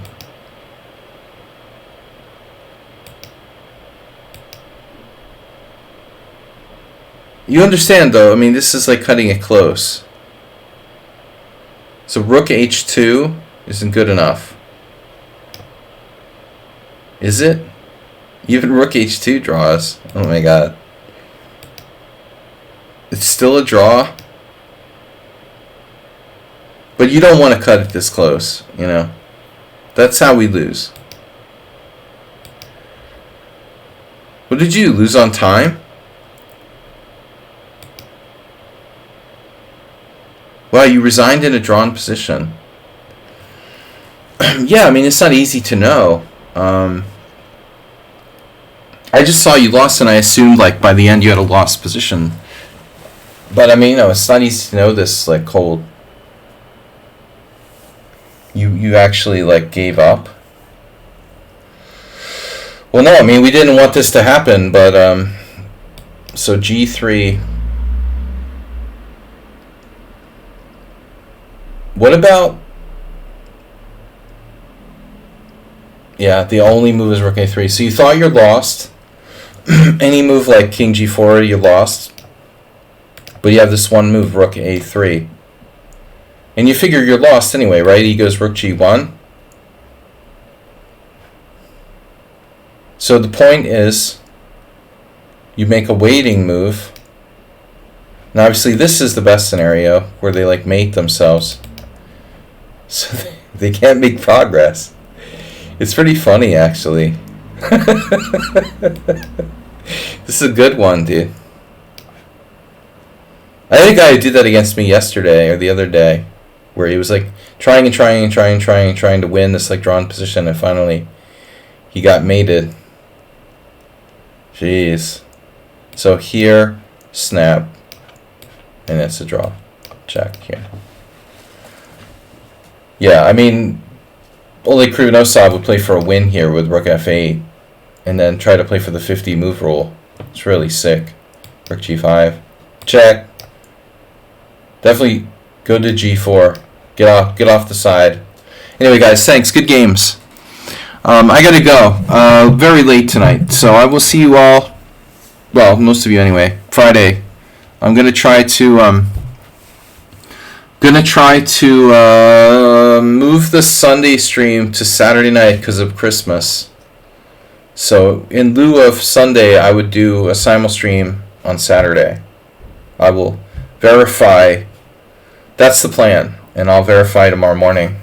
So no Christmas stream, no Christmas Eve stream. We're going to try to stream on Saturday night instead. See you guys later. Thank you, Mr. Coffee. Thanks, everybody, for tuning in. Thanks for the donations. Bye-bye.